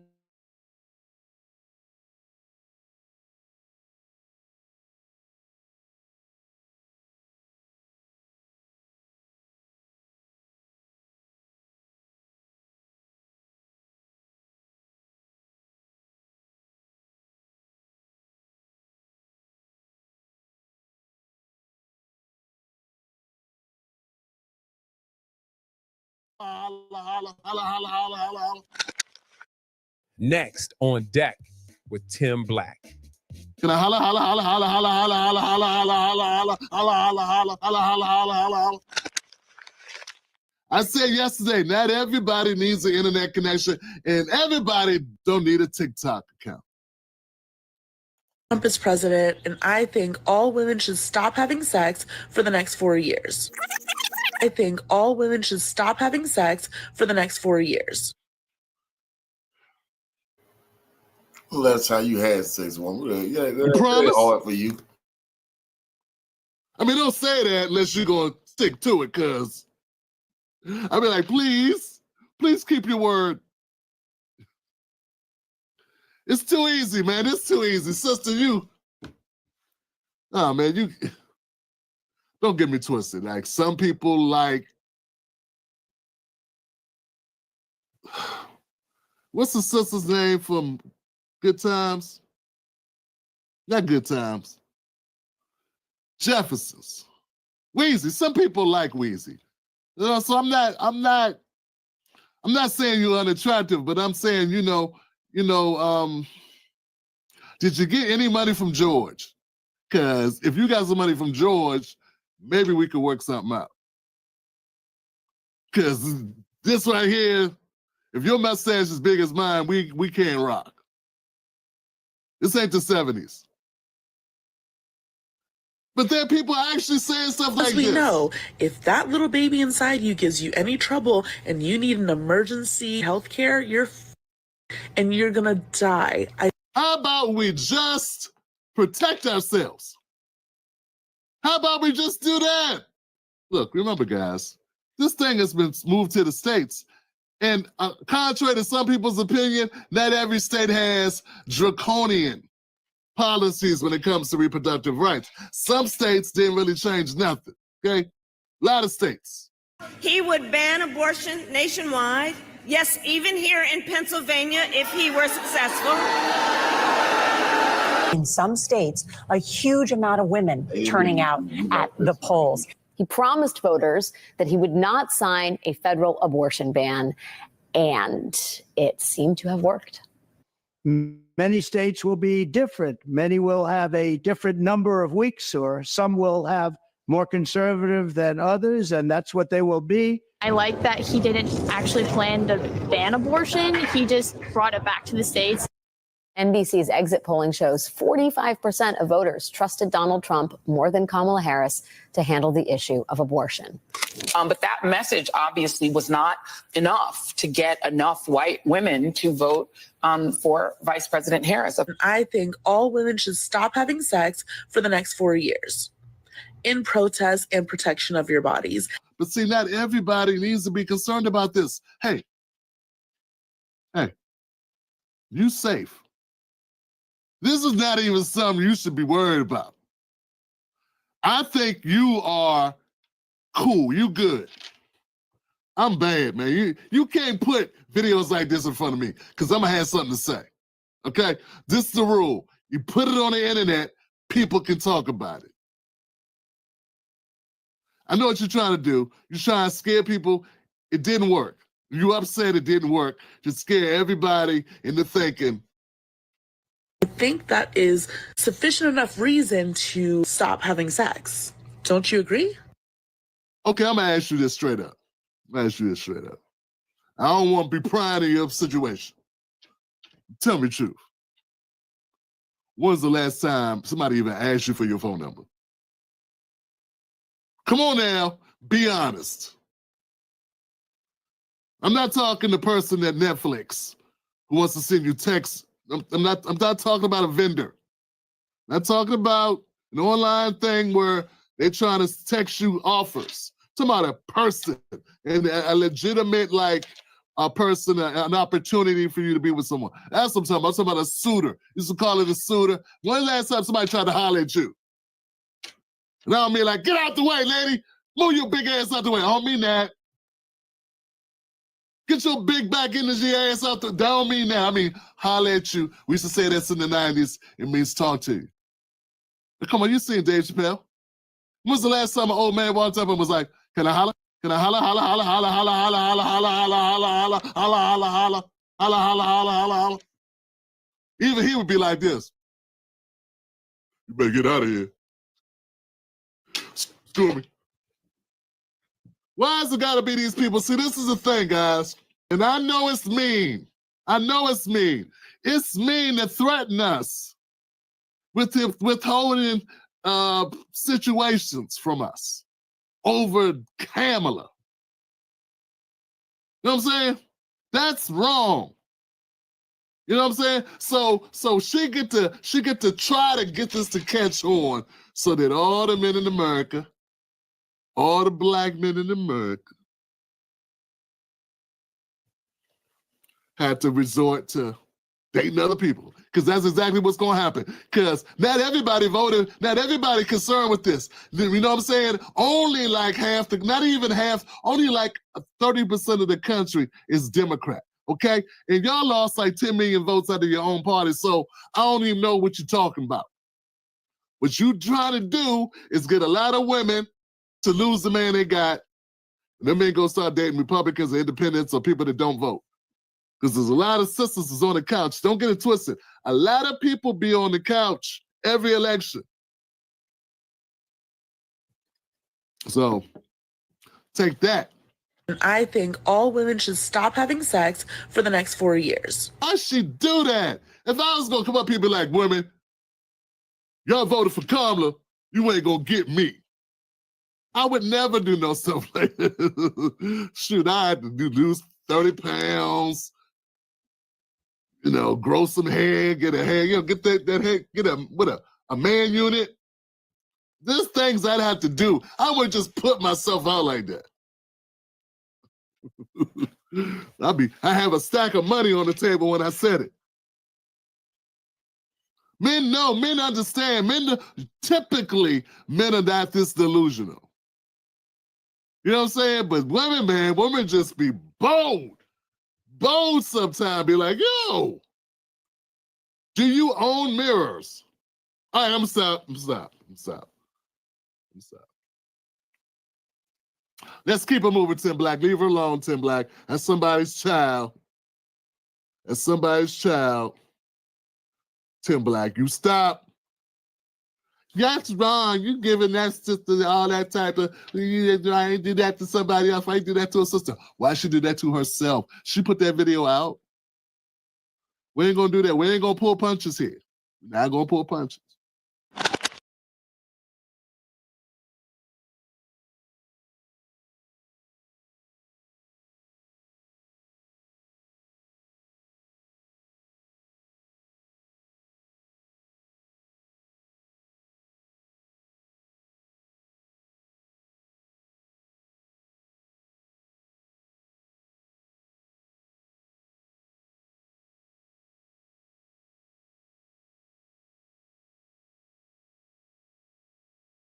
Online censorship is a resonant issue, and the Democrats have been ferociously pro-censorship. Do you think that, I mean, what do people mean when they say democracy in the context of this election? And do you think this is an issue like I do, the First Amendment? And I guess I would also add, Kamala says Trump has an enemies list, but she has a to-do list, but it's pretty obvious they have an enemies list too. So I don't know. I'd have to do some interviews or read some interviews of people who saying that in the exit polls. I can tell you what I think it means. What I think is that when people say, democracy, and what I've been saying on my show for over a year, which I started saying to Cornel West, is that if you don't think what they're doing to Donald Trump, meaning Russiagate, meaning 2 impeachments. Let's remember they impeached him for pausing a shipment of arms to Ukraine, right? The one thing that you want to vote for him for, they made it illegal. The 92 felony indictments. I tried to impress upon Cornel West that the reason why if they could do this to Donald Trump, a former president, they'll do that to you as soon as you become a bit of a threat to the machine, just like they're doing to the Stop Cop City protesters. These are the exact same RICO statute, the exact same grand jury to indict Donald Trump that they used to indict the Stop Cops. So so that's what I think they mean. And you're right. I bet it is censorship. People know, young people know how you have to say things online to make it past the censors. We're living in what I grew up thinking what Soviet Union was, or what the communist China is. That's what we're living through right now, and I think people do know that. And then they demonize anybody, even like Elon Musk. Elon Musk is also censorious, right? He bends the knee around the world to people, including in the United States. But he's a lot better, he provides a certain amount of more freedom of speech than the other social platforms do. And so for that, just like Donald Trump, the establishment loved Donald Trump my entire life. They gave him his own network television show, and Hollywood gave him Emmy nominations, right? And Oprah Winfrey said she wanted to run for office with him. They all kissed him when he came on The View. The same thing with Elon Musk. Everybody loved Elon Musk because he was fulfilling the agenda of the climate change, and he was creating electric cars. And then as soon as he said, hey, maybe we should have free speech, they're like, no, that guy's bad. Hitler, bad guy, the dictate, all that stuff. Same thing they're doing to Donald Trump. So I think maybe you're right when they say democracy is number one. I don't think it's exactly what MSNBC thinks it is, just because they've repeated it over and over that democracy is on the ballot, which is a lie. Democracy is not on the ballot. What's on the ballot?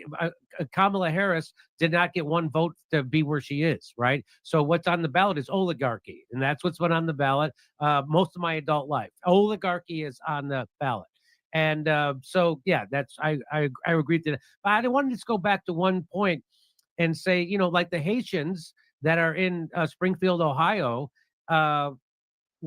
the big reason why is because of, again, a United States hegemony. Right now, the Biden administration just gave $400 million to a corrupt government in Kenya to send their thugs over to Haiti, because the people of Haiti are starting to come together to go against the puppet government and the oligarchy there. And the United States can't have that. So they just gave $400 to the corrupt government of Kenya to send their hitman goons over to Haiti to squelch that and to break them up. So that's what the Biden-Harris administration is doing right now as they import. So they used to export our good jobs, right, to third world countries and places like China, Bangladesh. Now what they're doing is they're importing workers into our country.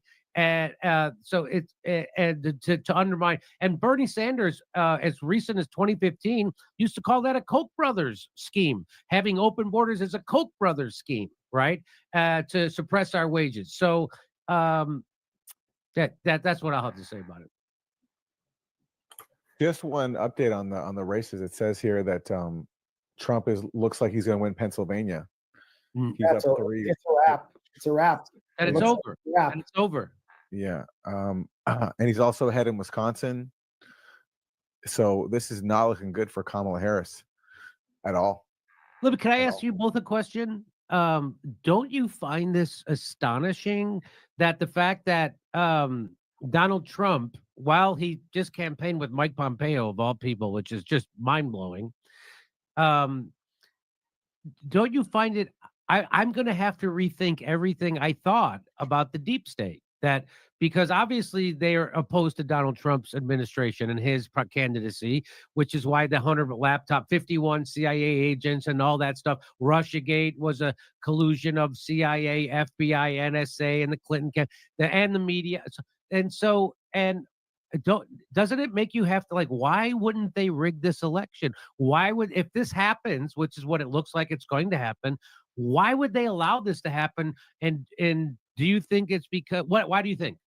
Well, I don't think they can rig an election, but I do think what they can do is, box a president in so that he can't do anything, or he can't deviate from the, establishment consensus. That's what Russiagate was. Like Russiagate, to whatever extent Trump had sincere beliefs about having good relations with Russia, he basically couldn't, because he was boxed in by being falsely accused of being a Russian agent.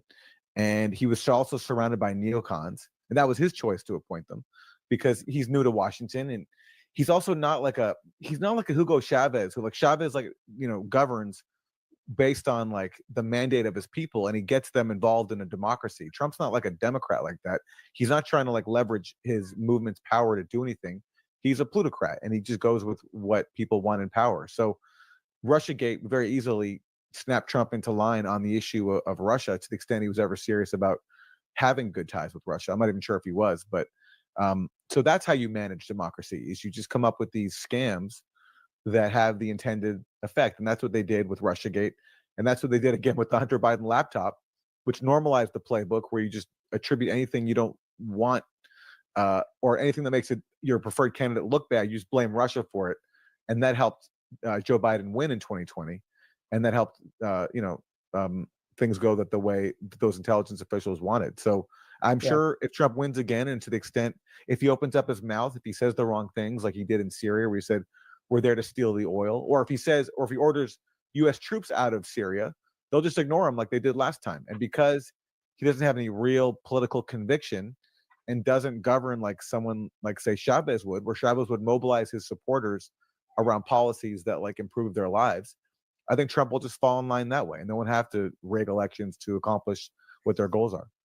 Well, I agree that the quote unquote deep state, or the national security state, will be able to find avenues for controlling Trump. And if Trump does anything positive, as he attempted to do with a peace initiative on the Korean Peninsula, uniting Korea and ending that war since 1950, will likely boomerang because of the presence of figures we might not have even heard of right now, but figures like Pompeo. And he lets them in the building again and again and again. But that, having said that, the national security state clearly favored Kamala. And that's, 700 former members of the CIA, DOD, the three-letter agencies openly endorsing her, the presence of the Cheneys. I mean, it was all very clear who they wanted for president. And so this is a repudiation of the quote unquote deep state and the role that they've played in American foreign policy, something that unfortunately Americans will continue to have very little influence over. It's a repudiation of corporate media. Fox News dropping Tucker Carlson means that they sacrificed their most populist pro-Trump voice, one of the more anti-war figures within the Trump camp. And Fox News began to resemble more a standard kind of center-right network. So it's a repudiation of corporate media. It is a repudiation of resistance liberalism. This model has completely failed. Resistance liberalism believes in converging with the center-right, the Bush Republicans, and the national security state, having no principles, being Machiavellian, and doing whatever it takes to delegitimize Trump. It completely backfired, I think. The Democrats should have been more progressive. It's a repudiation of what the Democratic Party is by draping its support for neoliberalism and war in woke politics, in which just the average people are sick of it. Whatever you think of it, they want something that just speaks to everyone. I can just feel it when I go out there. So it's a total repudiation, if Donald Trump wins, of the full panoply of the establishment. But Aaron's right. When Donald Trump gets in, there will be ways to control him. One, it would be his son-in-law, Jared Kushner, who, I mean, Jared Kushner is not just Abraham Accords, Tel Aviv. He's also Davos through Ivanka. And Elon Musk, I mean, he still wants to chip our brains. So it's unclear what a Trump administration will look like. My prediction is if Trump comes in, he's going to be in the war room the whole time with Bannon, just trying to survive the onslaught of insane attacks. And I do think there are unanswered questions about the assassination attempts. I can't fully point to any clear conspiracy. The second one seemed politically motivated. And one of the saddest person today, whatever Donald Trump does, is Vladimir Zelensky. And Aaron, I want to wrap soon, and I want to hear what Jimmy has to say. But before we go, I also want to hear what you think about what this means for Ukraine. But Jimmy, those are my thoughts. And yeah, it was too big to rig. If it was a Trump blowout, the only way it could have been kind of tampered with is if the votes were too close. But in this country, you have poll watchers. Trump people have got their eyes on everything, and it's just not going to be that easy to fix an election by the deep state. So yeah, Jimmy, what are your thoughts? Well, I'm glad to, be proven wrong that the deep state doesn't have that kind of stranglehold over our elections, which I was sure they did. And this is, I think, shows that they don't. So that's good. Do I have high hopes for the Trump administration going forward? Well, he's hinted that he won't. He doesn't want to decapitate Iran. He doesn't want to have even a war with them, most recently, and that he's going to end the war. Yeah, you're right about Zelensky. So those are all good things. The bad thing is that he wants to bring Elon Musk in to his administration and cut. And what Elon Musk is probably going to want to cut is Social Security and Medicare and all that kind of stuff. He's not going to cut the defense budget because Elon Musk gets money from the defense budget. And let's remember, under Donald Trump's presidency, that while the Democrats were saying he was a traitor to our country and working with Putin, they gave him an extra $132 billion in perpetuity for the rest forever for military spending. $132 billion extra dollars during Donald Trump's presidency got allocated to the war machine, and he didn't oppose it. In fact, he welcomed it.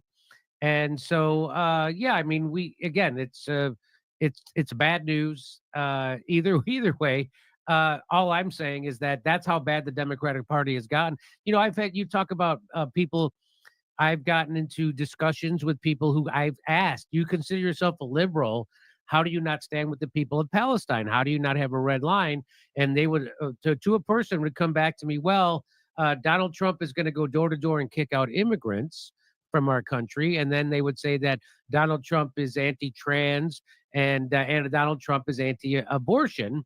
And I was like, so you're telling me you're really prioritizing immigration status for migrants. You're prioritizing abortion access and trans rights over the literal slaughter of women and children, of the most vulnerable people in the world in Palestine. So that sounds to me very self-centered, and that sounds like that what the liberals who voted against Donald Trump, what they're really doing was voting to ease their own mind so they didn't have to see Donald Trump every day. And they don't care if somebody, there's no right. If you can't vote against, as Shama Sawan has said, you got to make them pay a price for funding a genocide. And I agree with that 100%. And if you can't do that, then there is no red line. And that's what 40 years of voting for the lesser of two evil has gotten you. It's gotten you now that you actually literally are propping up and trying to get elected a person committing a genocide and committed to continuing a genocide. And so you're the moral superior of nobody. You can wag the finger at no one else. There's MAGA, Donald Trump, Pompeo. No one is Bolton. There's no one a worse person than you if you are propping up Kamala Harris at this very moment. That there is no more evil leader. Viktor Orban, Putin. There's no one more evil than Kamala Harris in the world right now, because she is literally funding a genocide. So you tell me, is Viktor Orban funding a genocide? Is Tucker Carlson? Is Bobby Kennedy? No. You know who is Kamala Harris? But Bobby Kennedy supports the genocide, and so does Donald Trump. But I'm saying he's currently not funding it. Let's let them get in office and see what it. So Donald Trump says the same thing. People say, well, Donald Trump wouldn't be any better for them, and I'm like, well, if he becomes president and he continues this policy, then we'll deal with that then. But right now, you have to deal with Kamala Harris and the Biden administration currently carrying out a genocide, and you cannot reward that with your vote. Right. Well, and that's the argument that Ali Abunimah made tonight as well, and that will because Kamala Harris refused to do anything to distance herself from Joe Biden, the president facilitating the genocide, that might cost her Michigan and play a big role in what looks like her looming loss tonight to Donald Trump. I mean, I hope so. Yeah. I really do. I hope, because, they say, well, Donald Trump did a Muslim ban. You guys are bombing Muslims. That's like a joke I've been doing for 4 years in my act. I guess bombing is better than banning. And so now they're being shown at the ballot box that no, bombing is actually worse than banning. And so thank God that someone has to pay a price electorally for committing a genocide. Well, we'll see.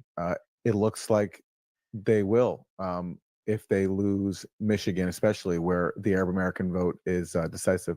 Don't you think it's crazy, the people who say, well, we have to elect Kamala, she would be better for Palestine, and then we'll move her left. If you can't get her to disavow a genocide while she needs your vote, don't you think it's crazy that somehow you're going to have some kind of control over her after you give her your vote? Yeah, I think it's pretty unlikely.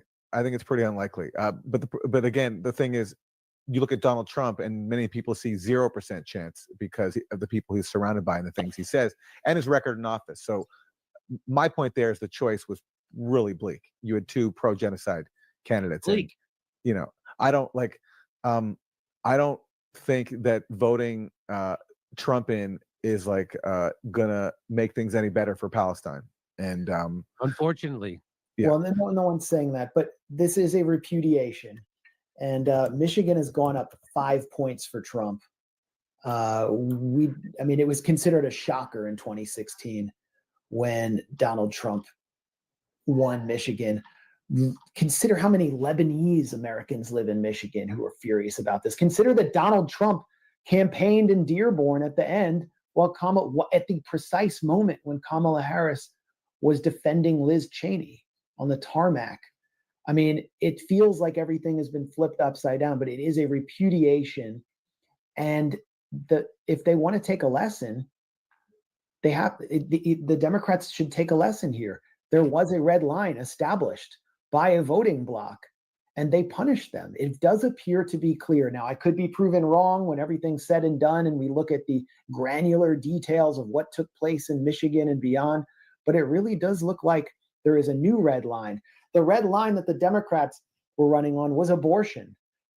They were telling women to try to run up the vote of women, particularly single women, and say abortion is the main issue. It's the only issue, not the post-birth abortions that the Harris-Biden, Holocaust Harris, genocide Joe Biden administration is administering in the Gaza Strip to tens of thousands of children. And right now there are thousands of children under the rubble who we can't even hear their screams. Rescuers are blocked from even going to the rubble in northern Gaza. And we're not hearing a peep out of Washington right now. So people are furious. And I always would ask liberal women, who support the Democrats, but who have been feminists, pro-choice activists. I'm pro-choice, whatever. There's no dispute about that being a right, like a civil liberty. But I would ask them, they would be sympathetic to what I was saying about Israel-Palestine. And I would say, well, what if a Democratic nominee, maybe like in the future, or Kamala Harris herself, said, I respect the Dobbs decision to send abortion back to the states. Would you still vote for them? And they say, I don't know. I mean, they would never do it. They would never do it. Or they say no. And then I say, well, that's how we feel about this genocide being administered in the Gaza Strip.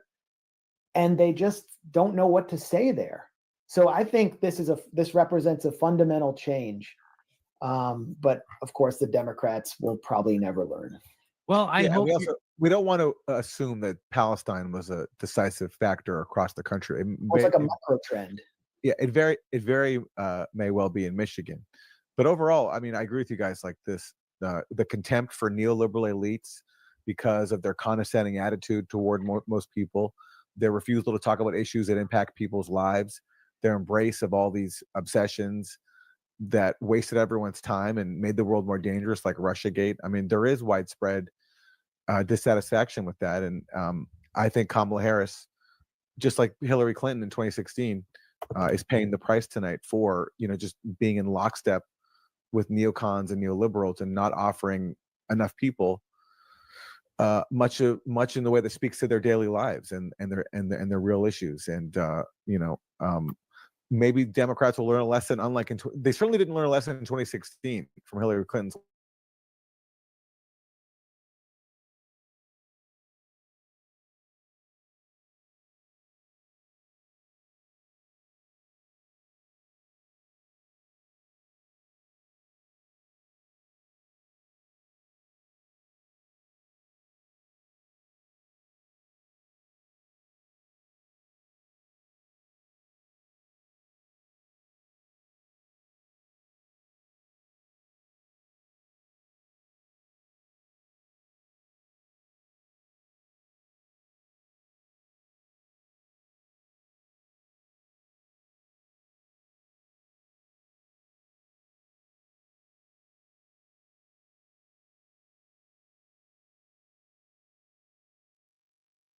What's up, everybody? I was really happy to hear what I'm about to share with you guys this morning because I was not happy about the fact that I just uploaded a 25-minute video and it went straight to restricted. I just can't even tell you how sick of this I am. And what makes it all the more insidious is that other people can talk about these subjects and everything's fine. But if I do, then I'm automatically restricted. That's the very definition of discrimination. So I was really stoked to hear this. And I'll just tell you guys, for now, I'm drinking the Kool-Aid. If he does what he says, then we're all good. There's a lot of talk going around about, oh, he's just one of the actors. Well, as soon as he starts taking action that's helping the machine, then I'm out. But I got to say, he's saying all the right things right now. I think what some people don't ever even take into account is there are some people that can't be bought and there's some things that can't be bought. And I know good and well where a large chunk of his campaign finance comes from, but there is a difference between favors being bought and someone being bought. And here's the deal, is he's already got all the money that he could ever use. He's actually losing a lot of money to get this gig. But you also have to look at what can't be bought with money. Going down in history as a George Washington type figure can't be bought. And there just happens to be a vacancy in that type of position right now with the circumstances that the world is in. And he just came out of the gate here talking the talk to be that guy. I was really surprised he came out with this that soon. But I've been hoping that all through the campaign, he was just toning down the rhetoric, but still was wanting to take on the machine. And I truly hope he's got a personal vendetta against those people. This is seriously like the only chance we have to actually get something done, because what happens in 2028? So if he follows through with what he's talking about here, I don't see how anybody that knows what's going on could be against that. The enemy of my enemy is my friend. But like I said, I was surprised he came out of the gate this strong and this early. Might not have been a good move. They're going to have to off him. I mean, it's either that or the cyber polygon attack. I mean, they're really out of options. But here's what he says. My plan to dismantle the deep state and reclaim our democracy from Washington corruption once and for all, and corruption it is. First, I will immediately reissue my 2020 executive order restoring the president's authority to remove rogue bureaucrats, and I will wield that power very aggressively. Second, we will clean out all of the corrupt actors in our national security and intelligence apparatus, and there are plenty of them. The departments and agencies that have been weaponized will be completely overhauled so that faceless bureaucrats will never again be able to target and persecute conservatives, Christians, or the left's political enemies, which they're doing now at a level that nobody can believe even possible. Third, we will totally reform FISA courts, which are so corrupt that the judges seemingly do not care when they are lied to in warrant applications. So many judges have seen so many applications that they know were wrong, or at least they must have known. They do nothing about it. They're lied to. Fourth, to expose the hoaxes and abuses of power that have been tearing our country apart, we will establish a Truth and Reconciliation Commission to declassify and publish all documents on deep state spying, censorship, and corruption. And there are plenty of them. Fifth, we will launch a major crackdown on government leakers who collude with the fake news to deliberately weave false narratives and to subvert our government and our democracy. When possible, we will press criminal charges. Sixth, we will make every inspector general's office independent and physically separated from the departments they oversee so they do not become the protectors of the deep state. Seventh, I will ask Congress to establish an independent auditing system to continually monitor our intelligence agencies to ensure they are not spying on our citizens or running disinformation campaigns against the American people, or that they are not spying on someone's campaign like they spied on my campaign. Eighth, we will continue the effort launched by the Trump administration to move parts of the sprawling federal bureaucracy to new locations outside the Washington swamp. Just as I moved the Bureau of Land Management to Colorado, as many as 100,000 government positions could be moved out, and I mean immediately, of Washington to places filled with patriots who love America, and they really do love America. Ninth, I will work to ban federal bureaucrats from taking jobs at the companies they deal with and that they regulate. So they deal with these companies and they regulate these companies, and then they want to take jobs from these companies. Doesn't work that way. Such a public display cannot go on, and it's taking place all the time, like with Big Pharma. Finally, I will push a constitutional amendment to impose term limits on members of Congress. This is how I will shatter the deep state and restore government that is controlled by the people and for the people. Thank you very much. So there was a lot of great stuff in there. I think one of the most innovative ideas that he had is to move the jobs out of Washington. I mean, that is just a cesspool of creeps. You can start a brothel there with unwilling participants from a daycare, and in 2 weeks, you'll own a couple senators. And then what he says about going after the government censorship, I don't think YouTube actually did this, or I know they didn't do all of this on their own volition. Tucker had a guest on that knows all about this stuff, and he said that it was a DARPA program packaged ready to go, and they forced it upon all of these social media companies to where it scanned for keywords and the whole scan that we have to do now. And I keep thinking about what a huge difference it would have been had Hurricane Helene happened and we still had the YouTube of 2014, because back then, if you would have typed in North Carolina flooding, you would have seen the people that were actually there experiencing what's going on. You would have had people coordinating things and saying, this church at this location, you can drop stuff off here. Over here, we've got a family stuck 5 miles up the mountain and there's no road there anymore. So any good hikers or anybody with a team of mules, get up that way. And it seriously would have been a night and day difference. But what they did was change the algo. So now you look into that, it takes you automatic to an approved legacy media source. And that's the real problem here, is they have controlled the conversation for over 100 years. And as far as I'm concerned, there are thousands of them that are guilty of sedition right now. Some of them look a little bit like they're concerned about that too. So listen to this. Work has to be done now. The work that has to be done now, it has to happen in sort of every aspect, every corner of our society. The U.S. military needs to give the American people binding assurances that they will not deploy U.S. military force against the civilian population in this country. They can give those assurances, and now they should.